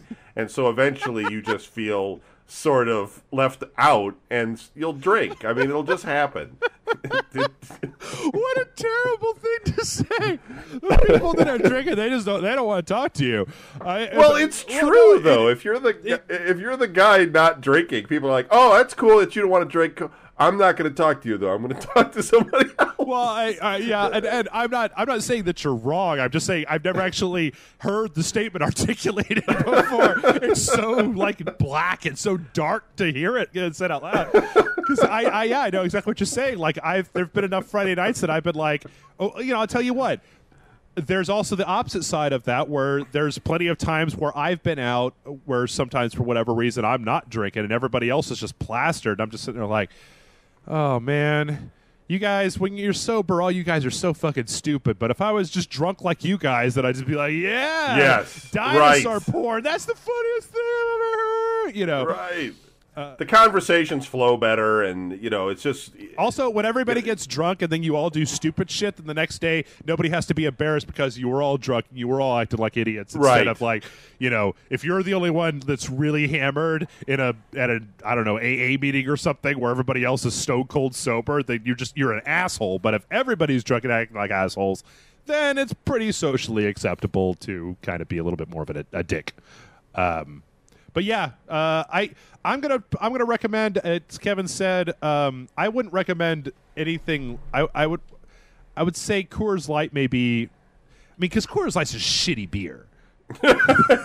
So it's got like low alcohol content. It's probably easier to drink. I mean, I know plenty of alcoholics who drink Coors Light because they could drink 30 of them without having a problem. But I don't know, maybe find just a lighter, I prefer lagers because they're easier to drink. You might try a Mexican beer, like a Tecate or a Corona or something with some lime in it. That'll cut down. I know that back when I first started hitting the bar circuits all the time, I would go with vodka tonics with limes in them because eventually vodka doesn't have a lot of taste. And that's a good point, too. You can go to the bar and you can try all kinds of stuff. Mm-hmm. And you may find something you like. You may find something you don't like. And the nice thing is that there's about 5 million different drinks that you can order and try and taste. So it's a fun thing to do. It is what it is. It's part of being a human being, really. I mean, you don't have to drink. You can totally be the non-drinker. It's totally cool. I'm not even kidding. Absolutely. I'm not making fun of you. You can totally not drink. I'm not trying to peer pressure you into it. It's just that the whole world is drinking. So don't don't feel like it. You're going to be left out or something. I've got a weird perspective on it because I only learned about 5 years ago that apparently Austin is a just hard fucking drinking town. Like people, it was a revelation to me where somebody I might have been one of the people come from out of town, or it might have just been something that I read online where somebody said, like you guys drink like crazy people. I'm like, what are you talking about? Like, well, we'll go out on Friday night and have 2 or 3 drinks at happy hour and then go home. And I was just like, what? Were you kidding me? We started 8 p.m. and we'll have 8 drinks and a few shots and then go get some pancakes and shit later on. I was actually just also thinking about this thing. You might also want to give a shot to 3 drinks, which are easy non-drinker drinks. Screwdrivers are always popular because the OJ helps. Bloody Marys also. You got all that tomato juice and stuff. If you don't dislike tomato juice. And the third one is Long Island iced teas, but you be fucking careful with Long Island iced teas. Yeah. Because they don't taste very much. I don't think that's a good idea. It's not a good idea. I'm going to tell you that if you do this, Long Island iced teas don't taste like liquor. They have very little liquor taste in them, but it's a giant glass full of nothing but liquor. Yeah, you're going to get annihilated if you haven't been drinking. Don't drink that yet. Have a rum and Coke. Yeah. Or heavy on the Coke, light on the rum. When I first started drinking, one of the things that I would do is do a shot and then walk around with a soda or something, right? So you do a shot every so often. That way you don't have to sit there and nurse the beer that you hate drinking. You just do a shot real fast. It's kind of gross. You kick back a little bit of soda or something on the side. Yeah, and one trick I did for the longest time when I was drinking beer and I didn't care for the bite of the hops that are in the beer is I will chew gum. while I'm drinking beer. Nobody seems to care. Nobody notices. Might be a little bit gross, but it helps kill the bite. So Okay. Try that too. All right. Well, this conversation is starting to get into a weird place. So let's go to our next professional drinkers. We can talk about this. Oh, good Lord. All right. The last thing is this is from personal experience. Don't try to race last call by drinking as much as you can right before last call. I did that last weekend. The results were no good, Kevin. No good comes of this. Like, oh my God, there's only 10 minutes left. I need to get like 2 beers and 4 shots of me before I go home. No, don't do that. That's awesome. Yeah, this next one comes in from Alan. Alan says, "Hey, Jeff and Kevin. Jeff, you've praised video games because they're an art form that allows the audience to actively participate in a more literal way than, say, paintings or movies. I agree with this, but I also think that this sometimes means video games become an easy way for people to scratch that creative itch rather than writing or some other form of creative expression. Do you think that video games have replaced any other creative outlet you've had in your own life? Do you see your involvement in Rage Select as a maturation of the interaction between video games and your creative impulses? I love video games, but sometimes I think that if I hadn't spent so much time playing them, I could have channeled that creative itch into making something entertaining for others instead. Thanks, guys. Love the podcast. Alan." I thought this was a good question, Kevin, because you've been doing this for a while, and I was curious to know kind of your take on that whole matter. Well, I kind of got the end of that. What's the question, though? Like, what is... I'm sorry. I heard it, but I didn't get the question. Do you think that video games have replaced any other creative outlet that you've had in your life? Yeah, basically that. Basically what he's saying is, do you feel that spending time playing video games allows you to supplement your creativity? Yeah. Yeah, I guess maybe. I mean, the thing is, though, people do this stuff all the time. I mean, something happens when people are in like their early 20s and they come up with these weird ideas. Like they're going to be like, I'm not watching television. I have no TV in my house. I'm just going to read books and, knit or something. And you're just like, all right, that's cool, man. Whatever. I'm not coming over your house to watch movies, but that's all right. Everybody kind of goes through a phase, and I think at some point you might go through a phase and go, I don't want to do video games anymore. I want to do something else, and I think I went through that for about 10 minutes in my life before I was like, oh my God, what am I doing? I got to get back to play video games. But it's not like I went and I picked up I feel like I could suddenly paint. Yeah. I think I'm going to start painting. All I do is sit in my freaking place, and I'm like, I'm bored. Mm-hmm. There's nothing to do. I got to do something. This is so boring. So I think everybody's outlet's a little bit different. But at the same time, if you feel like life is passing you by, then just look. You don't gotta don't just stop playing video games and try. Just stop playing for a little while. You know what I mean? Be like, there's no games out right now. I'm just not going to buy anything, and maybe I'll go outside and start a garden or something. I don't know what you're going to do, but and then go back to it. Don't just be like swear it off, because that's that weird lifestyle thing where you're just going to suddenly be like, I'm above video games. We have none of that in my house. Right. These smelly things, Just people don't. It doesn't need to be on and off. Just step away from it for a while and go do something else, and so that you have the best of both worlds. You can play video games when you want to, and you can do other things at the same time. And if you don't know what to do, like the rest of us, then I live in Cleveland, man. It's like a brick of ice, like half a year. I can't go outside. What else am I going to do? I gotta have video games. I cook. How much can a guy eat? There's just what else is there to do? The idea of being a chef where you're just like, yeah, I used to be a chef, but I gave it up. I was just like, I can't eat this much, man. I don't know. We're gonna start dancing. Like I'm gonna pick up dancing by myself. I don't know what I'm supposed to be doing. I guess I could go to the arts and crafts store and pick up some pottery clay and make a pot or something. I don't know. I think that some of that stuff. I think that if you have a creative urge, you will do it, right? Yes. And whether that creative urge is making you want to paint or animate or play the guitar or play piano or make a website about video games, that's all. That's all channeling your impulse for some sort of creation into something else. Like even when I was going to school as to learn to be an animator and an artist, I would do that, and then I would play video games.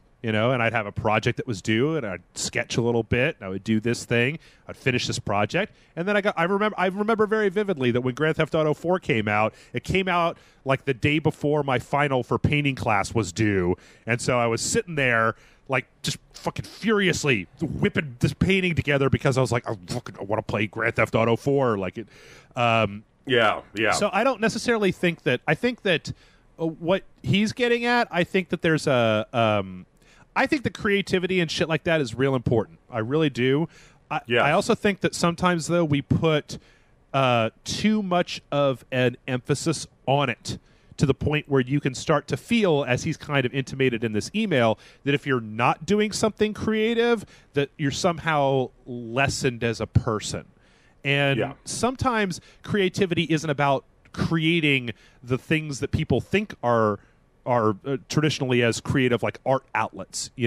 Sometimes that passion inside of you comes into talking with other people or debating about stuff or doing something at your job or learning a new skill or taking care of your kids. I mean, I'm not going to say that painting a picture of the sky is more important than raising a human being that isn't a fucking psychopath. I think that you can't quantify those things, that one of these is more important than the other thing. So just because you aren't creating a tangible quote unquote art output doesn't necessarily mean that you are not channeling your own passion and creativity into other things in your life. So, I think that because I did the animation thing and I could still do it if I wanted to. And there are times in your life where you have to make decisions about what it is that you want to do. And I love drawing and I love animation. I love making art and seeing what I can do. I like this more. I like having fun and being, doing stuff where people laugh and talking about stuff with people. I find that to be more rewarding. But you do a lot of creative stuff doing what you're doing. I mean, you are a creator. I mean, you're creating. You're creating content. I shove my hand into a felt puppet. Yeah, puppet. Yeah. But you are. I mean, I think you've channeled the best of both worlds in that sense, that you enjoy both things and you do both things. And I don't think everybody necessarily should do that. Look, don't smoke weed and play video games. So that'll be 20 years of your life will go by and you'll be like, what happened? I mean, you don't want to do that. I think that you just have to, just take a break. That's all. Just take a break from it for a while. Try some other things out. Experience some other parts of life, and then just come back to it. Plus, I think that's all you need to do. Plus, I look at it a lot. When I was reading this question, I was also thinking about it in terms of like the people that I know that are film critics, right? Where they're like super into watching movies and they watch like as much of this stuff as they can get their hands, or like Grant does with the TV dudes, where he's watching season after season of all the TV shows that are out and stuff like that. And there's a possibility that critical thinking about those things, that the consumption of that much of that one medium is going to give somebody better ideas in the future. I mean, I have a whole bunch of creative ideas that if we ever get to a point where I could hire somebody to do some of this shit for me, so that I'm not working 65 hours a week and drunk the rest of the time, that we can do some more creative stuff. But I think that, I know a guy, Nate, who used to play video games all the time, and he's a really good artist, and he said that about 7 years ago he had to close it up because he couldn't control it. So there's a moderation to be had there between, because if all you're ever doing is just hardcore creating and channeling and you're doing that, what'll happen is eventually you're going to burn the fuck out. You got to have some way to get the release valve on this stuff. And whether you're using video games as some sort of career or you're studying them or whatever, I take a break from video games and watch movies and Netflix and shit like that. Sure, right. Because it's just less, it's less stressful. Yeah. Your blood pressure's not rocketing because you're going to die. Yeah, no, it's true. Just everything in moderation. Just take a step back and reevaluate what you want to do with yourself. But, a lot of creativity is also work. You got to put work in. You have to have a good work ethic for a lot of things in life, too. If you're a lazy SOB, you might just be laying on your couch playing video games going, I don't want to create. Yeah. Mom, give me a Twinkie. So at some point you also got to look at yourself and be like, are you just being a lazy SOB? And if that's the case, then get off your butt and do something with yourself. But for the most part, if you're just an average person, I think what we're both on the same page. It's just about moderation. Absolutely. All right. I got a couple more emails here, a few more emails here. Next one comes in from Ian, and I'm going to try to answer this to the best of my ability. Kevin, you can try to help me out here. This is an interesting question, though. Hey, Jeff and Kevin. I'm looking at colleges right now for civil engineering, and so far my top two are UCLA and UT Austin. Knowing how you've been to / lived in both cities, which city do you think is better for a college-bound student like myself? On a serious note, my mom fears that the rest of Texas is racist, says I'm Asian, and I won't be able to leave Austin. I'm from a diverse town in New Jersey and haven't experienced any serious racism yet, so I'm not sure what I'll find in the South. Would you be able to give me some insight on how the rest of Texas and Austin is in terms of race? Thanks, and keep up the good work, Ian. Whew. All right. I will tell you this, Ian. It's difficult for me to answer this question because I'm a white male, so I don't. And a hardcore racist. No. It's hard for me to answer this. I'm really, really racist, Ian. So, So as far as Austin, as far as going to UT Austin, what I'll tell you first of all is that Texas is a big fucking place, and when you say I won't be able to leave Austin, but like I'll be honest with you, I don't leave Austin. Austin's a big town. There's a lot of shit here. You don't really. It's not like you need to go elsewhere. And like I don't really know. Like you maybe need to look up some statistics and stuff like this. But like from my experience in this state, the most racism that you'll probably get would be maybe some looks from people if you manage to drive like 30 miles outside of Austin. I mean, Texas as a state is conservative, but I don't get the impression that even in the shittiest parts of Texas, why would you even go there? Why would you even go to the shitty parts of Texas? You'd just get on the highway, you go to Houston and whatever. I don't get the impression that you're going to have problems where you're going to get, like you're going to need to fear for your safety or anything like that. I mean, just simply put, like here in Texas, we have a large degree, a very large Hispanic community that has come across from Mexico. So I mean, I'm in Austin, which is kind of a little liberal haven, in the red Texas, but I don't get the impression that that if there is racism outside of Austin, that it's so bad that if you stop for gas in Waco or something, that a bunch of racist rednecks are going to jump out, tie you up, and throw you in a truck and haul you off or something like that. What's the Asian? Do you guys have an Asian community there though at all? I mean, is there a anything like that there? Yeah, I mean, obviously Austin with the college with UT it brings in a lot of diversity, a lot of different people. I mean, we got all kinds of people coming here all the time. Like I don't. I don't really know how to. I mean, I don't know if there's a large sub community. I know that near where I live, there is a whole Asian market grocery store kind of place. Did it say where he's from originally on his email? New Jersey. Oh, he's in New Jersey. From a diverse town in New Jersey. Wow. I to be honest, okay, this is what I'm going to say to you, Ian. To be honest, if you come to Austin and you're going to college in Austin, chances are you're probably not going to be leaving Austin all that much. I could think of if you want to drive to Houston or Dallas to go to a museum or something like that, maybe. Depending, I mean, you're a civil engineer, so probably, but you're probably going to mostly just be in Austin the entire time that you're here.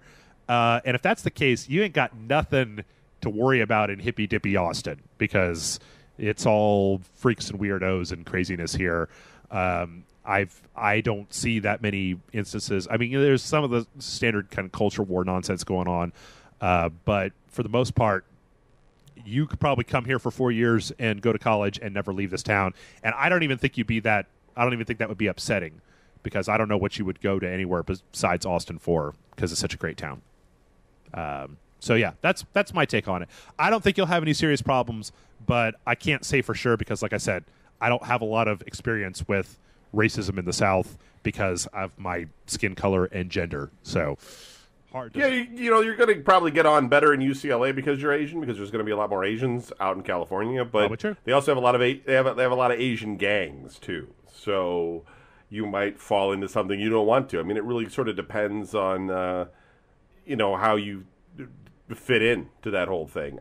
Personally, if I was growing up in New Jersey, and assuming you spent a lot of time on the coast, then California is not going to be that radical for you, because like if you came out of Ohio and you had a choice between Austin or Los Angeles, I would so go to Los Angeles because you've never experienced that beach lifestyle. Yeah. But since you have already, I would go to Austin because you're going down south. It's new, and plus Texas is growing. It's big. There's a lot happening. Austin's a very popular town right now. It seems like you guys are growing, and and so it's really where you want to be. If you want to be somewhere, it's where you want to be. There's a lot of tech startup going on right there. I know he's going for civil engineering, but I'm sure they need to build things or whatever that's about. I'm with Jeff. I would go to Austin, but I don't know. California is very appealing too, but I think Texas right now. Plus, look at all the problems California has. They don't even have water. It hasn't rained in like a year or something. Really? It might just be they got a huge a drought that no one has seen that's alive currently. Like that's what they're saying. It hasn't rained in like a year or something horrible. Good Lord. Yikes. Yeah. So you don't really want to go there. It's going to be an apocalyptic wasteland pretty soon, just a dust bowl. I will tell you this though: if you can't during the summertime in Texas, it gets real hot and it stays hot for a long time. Over 100 degrees months at a time. So if you have some kind of when we go to E3, when we leave summer in Texas and we get off the plane in California and you walk out into California, you're just like, oh my God, this is what it's like in my apartment with the fucking air conditioning on. And this is just California has the best weather. I mean, that Los Angeles area, I personally think it's the best weather in the world. I think it's great all the time. I mean, summer, it never rains, and it's usually always really comfortable. And then apparently it doesn't rain in the winter now either. So that, but still, I'd put up with it. Look, you get to hang out with Jeff and all of, Jason, the Murph. You can be on National Geographic Channel with him. He had a thing today where some of the. Oh, thank you very much, Ian. Let us know if you come down to Austin. We'll show you around or whatever. We love it when fans come into town. So, but just as a side note, there was one of the Gawker network things put up an article about the Nat Geo show that has like an animated GIF of Jason busting out a car window or something like that.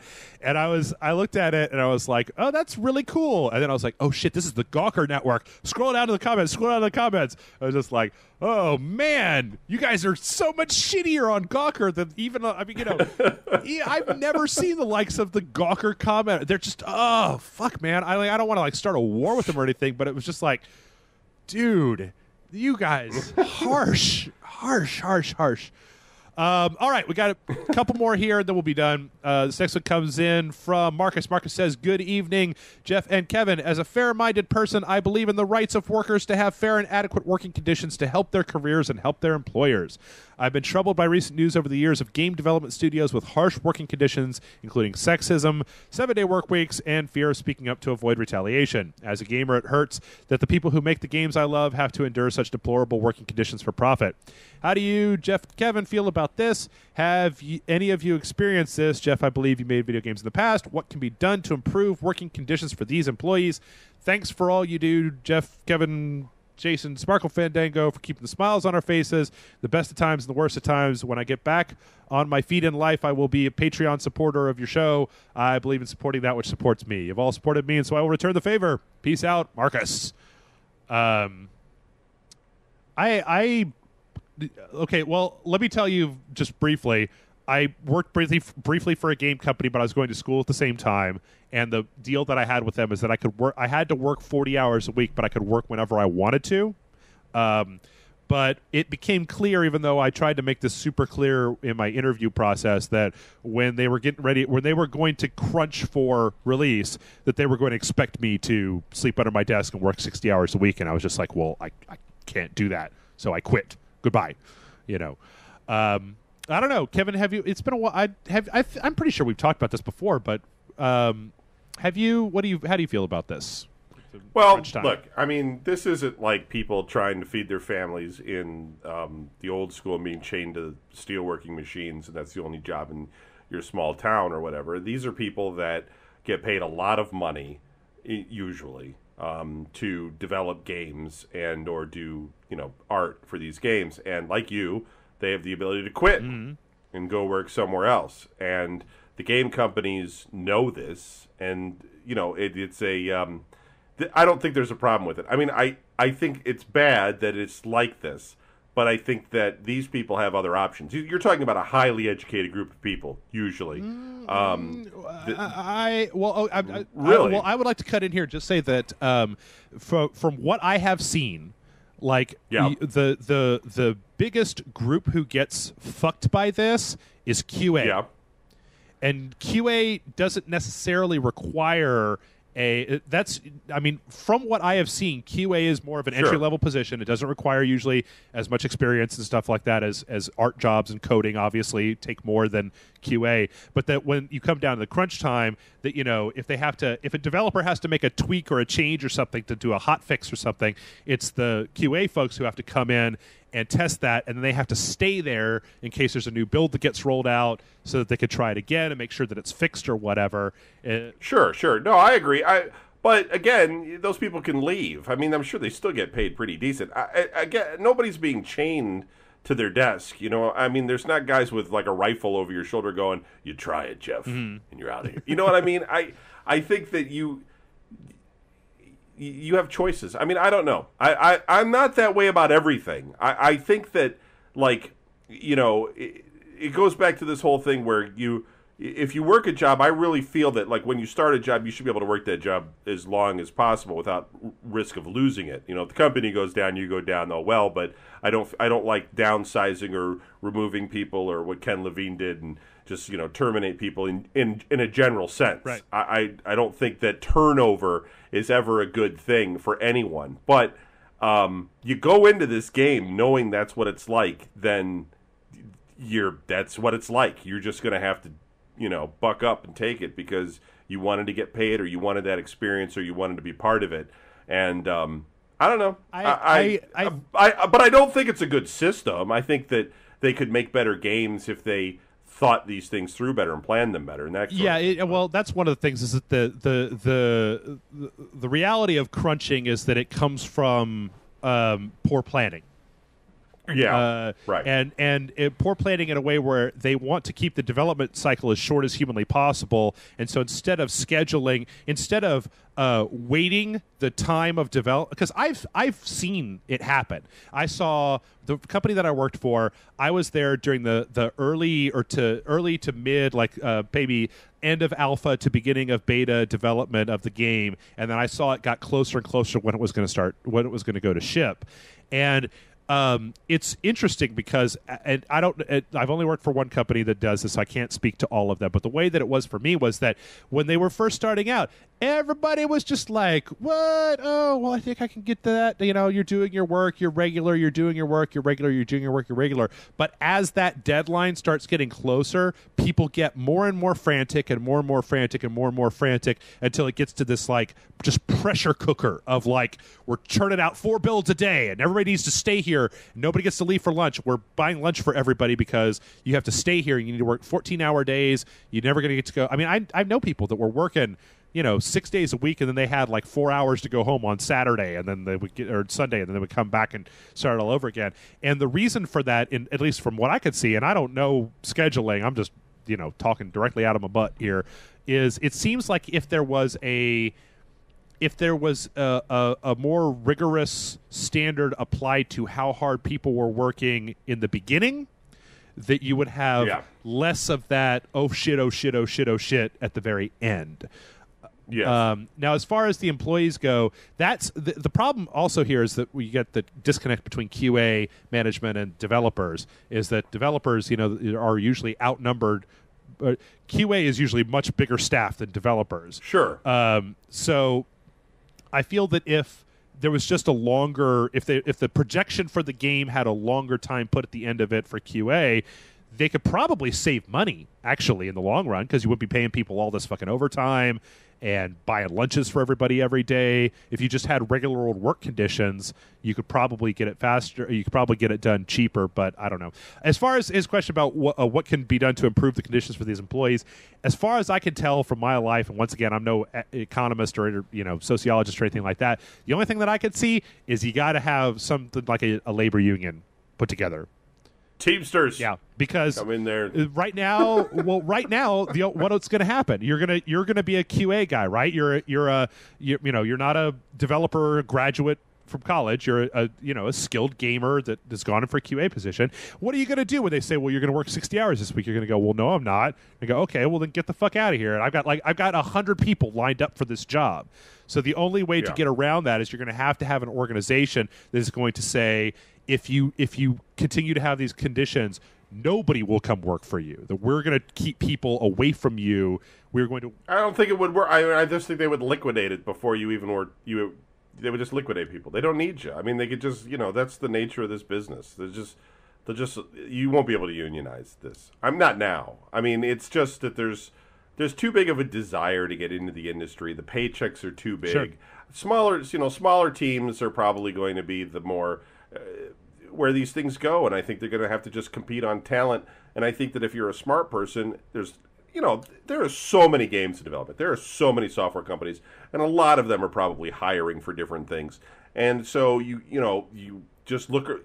You're the guy going in for the job. Ask the right questions, and I think that some companies do take advantage. And I think that those people should just go work someplace else. I don't know. I mean, I worked a lot of different jobs in my life, and I've worked jobs that I've hated, and I've worked jobs that I liked, and I stick through all my jobs. I've never been fired from a job or anything like that. But in retrospect, I look back on some of those jobs, and I think, man, I should have just quit. Mm-hmm. I mean, it's not always easy to quit a job, but look for a job while you have the job or whatever. I mean, Jeff, you did the right thing. You didn't want to do it. You quit or left or whatever you did. I mean, that's I don't know. I get it, but yeah, I just don't think it'll happen. I just don't think you can be able to unionize this. Well, that's all I'm trying to say. I think that the other side of what you're saying is the fact that, from what I hear in the gaming industry right now, almost every big AAA company where you're going to want that. You're going to want to be able to put that on your resume, and if you're a QA person, you're going to have to go through it because you're not going to. It's not like Activision has a track record where they say, like, we're never going to crunch. We've gotten around that. We figured out how to not do it. Like, you're going to leave EA and go to Activision. You're going to find this the exact same fucking thing when it gets to crunch time, is that you're still going to be expected to work 60 hours a week and sleep under your desk, regardless. But if you're young and you're right out of school, just do it. Just go for it. Just get some of that on your resume. Do it for a year or 2 years or whatever to get where you're going. And so what if you got to crunch? Man, I was a cook. We crunched. I mean, you get banquets that come in. You bust ass. Everybody has to work hard. It sucks. And I don't like that, what you just said, where somebody's like, you don't get lunch or whatever. Then I'd, fuck you. And I'd just go and I'd quit. But other than that, I mean, there's guys in Japan, they're sleeping under their desks, making Gran Turismo and all that sort of stuff. You get an opportunity in your life to work on video games. And that's a pretty good deal. That's a pretty good gig. There's guys in other countries, they're underground right now. In fact, in our country, looking for rocks to put into a bag so that you can heat up a home with it. You know what I mean? Like, there's coal mining going on, and there's guys, watch Dirty Jobs. You know what I mean? There's guys just going through, like, disgusting piles of vomit and things to find stuff. And you're at a desk, and you're tired, and you want to go home, and you've been there for 40 hours or whatever. But I still think if you're young, it's a great opportunity. Just bust ass at it, because then you can be Ken Levine at some point and be like, I just think I'm going to lay everybody off and just go experience life on my yacht. Plus, I'll tell you guys right now that, like, in 2001 or 2002 or somewhere around there, I worked for Microsoft in Seattle, and, like, they crunch for Windows 98. They crunch for Windows 95. They crunch for whatever the next big release of, Internet Explorer or, like, stuff like that. Like, I worked there more than a decade ago, and that shit was going on back then. This is nothing new. Right. And there are also plenty of other jobs that you should know where you'll be expected to do something very similar to this. If you have a product, if you have a thing where you have a product and a launch, I don't even give a shit if you're retail. Like, you think those guys at GameStop want to be there for the midnight launches of bullshit? Right. You think the guys at Best Buy want to be there at the midnight launch of the Xbox One? Fuck no. They want to go home. But sometimes when you have a deadline for a thing or it comes out, you're expected to do something that is kind of shitty. Right. And I think that it's just, I will tell you this as well, though. The people that I know that worked for that game company that I worked for that went through that crunch, each one of them came out of the other side of that with a fuckload of money, because they were getting paid so much and they had zero free time to spend it. Like, I tried to get those guys at the end. I said, you know what you guys should do? You all should take your money and you should put it together and go buy a fucking bar and just be done with this bullshit. Call it crunch time and just put it next to all the game studios. So, all right, our last email comes in from, there's no signature, but this one I'm going to call him Henro. And Henro says, hey guys, I have been a fan since your start at the old site, and I'm a first-time emailer. I've been playing several Valve games lately, Half-Life and Portal, and one thing I noticed that they do really well, like no other games out there, is telling a great story without using any cutscenes. Everything is told and unfolds as you play. My question is, do you think game studios are trying too hard to mimic Hollywood films by making them as cinematic as possible? Would you prefer more games to have in-game storytelling like Valve games? Thanks for answering my questions. Keep up the good work. Every day I look forward to watch your videos after a long day at school/work, and I thank you guys for making me laugh every day.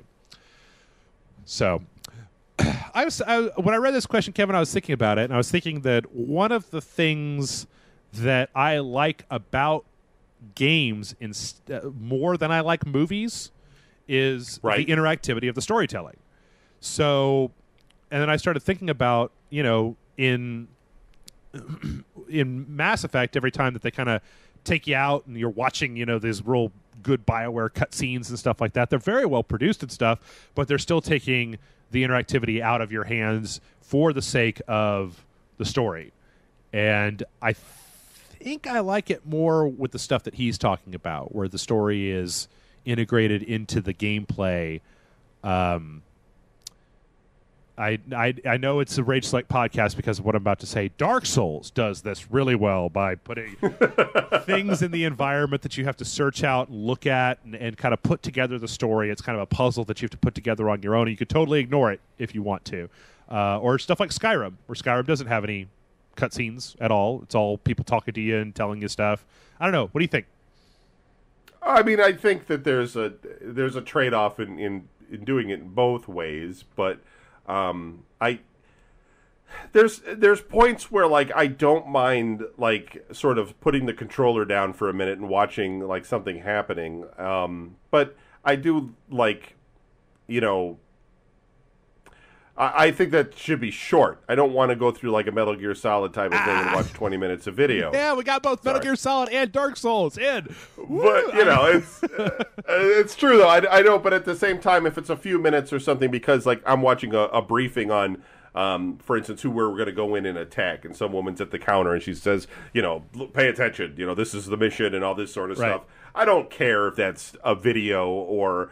in fact, it's almost better in a way that it's just a video, because they can fancy it all up and make it interesting, so I'm paying attention to it. But then there's other things where I could fully be part of that environment, and they didn't need to run a video there. So I guess it's a bit of a trade-off. But to answer that dude's question, I think that the story has to be really good more than anything. At the end of the day, gameplay is the most important thing. We want to have fun playing the game, and then I don't care either way so much, as long as I find the story interesting. And most stories in video games, are not good. There's certainly some that are, but most are pretty lousy, and so I don't want to necessarily be subjected to them for any length of time. Yeah. So. Plus, I mean, I think that it's also, with the way the technology has come up, that it's also something to keep in mind that we have a long history and a lot of experience making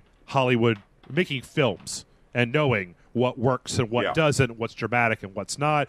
There's a shorthand there that even if you just watch a bunch of movies, you're still going to know that stuff. You're going to know kind of, the way that these types of cuts work and what kind of angle works. You're going to have an intrinsic knowledge because you've seen so much of that stuff. So I think that it's a much easier proposition because you look at like a cut scene of something dramatic happening in a game, and you go, it's very easy to show somebody that. It is much more difficult to figure out a way to convey all that stuff, especially if your game is like a first-person game like he's talking about, where you can't even see the character that you're supposed to be. It's a lot harder to tell a story because we've been telling stories for hundreds of years by essentially looking at other people, whether you're talking about comic books or, literature written in the third person or video, movies or stuff. You're watching other people do things. That's our storytelling style, whereas in a video game, you have to figure out some way to force the character to do things, which I think is one of the reasons why the whole big reveal in BioShock, the original BioShock, worked so well, because they found a very creative way to kind of tell that story, and they did take away control, but there was a narrative reason to do it, integrated into the game. So, I also think though that the game, fuck it, it's gone. I'm sorry, Jim. All right. I had this really good point, but it's freaking gone now. I don't know what happened. I'm getting we're hitting the 2-hour mark. Brain cell just died. I had a really good point. I'm sorry. Well, hey, if you think about it, just cut over me because that's it. That's all the questions I got this week. All right. We had a lot of discussion, and this went on normally. Kevin, I like having you on the podcast because you and I are good at our old man video game rambling. Jason a lot of times I like being here. Jason a lot of times is just like, yep, next question. Okay. So folks, if you do want to send in a question to the show, the email address is mail@videogames.com, which is mail@videogames.com. I'm going to keep saying this as many times as I need to. Don't send your emails to the admin address or any other email address except for mail@rageselect.com. Is that what I was saying? Yeah, I was just going to say. Yeah, you were saying mail@videogames.com, and I was literally sitting there going, "Did you buy that from GameSpot?" No, because I think they own that. I was doing the end of the Spill podcast. Okay, sorry guys. Scratch all that. Mail@rageselect.com. I know I just made a big deal of telling you the wrong address. Mail@rageselect.com. I'm glad I'm not the only one having the mental failure at the end of the show. Yeah, so 2 hours. Oof, you go on and on.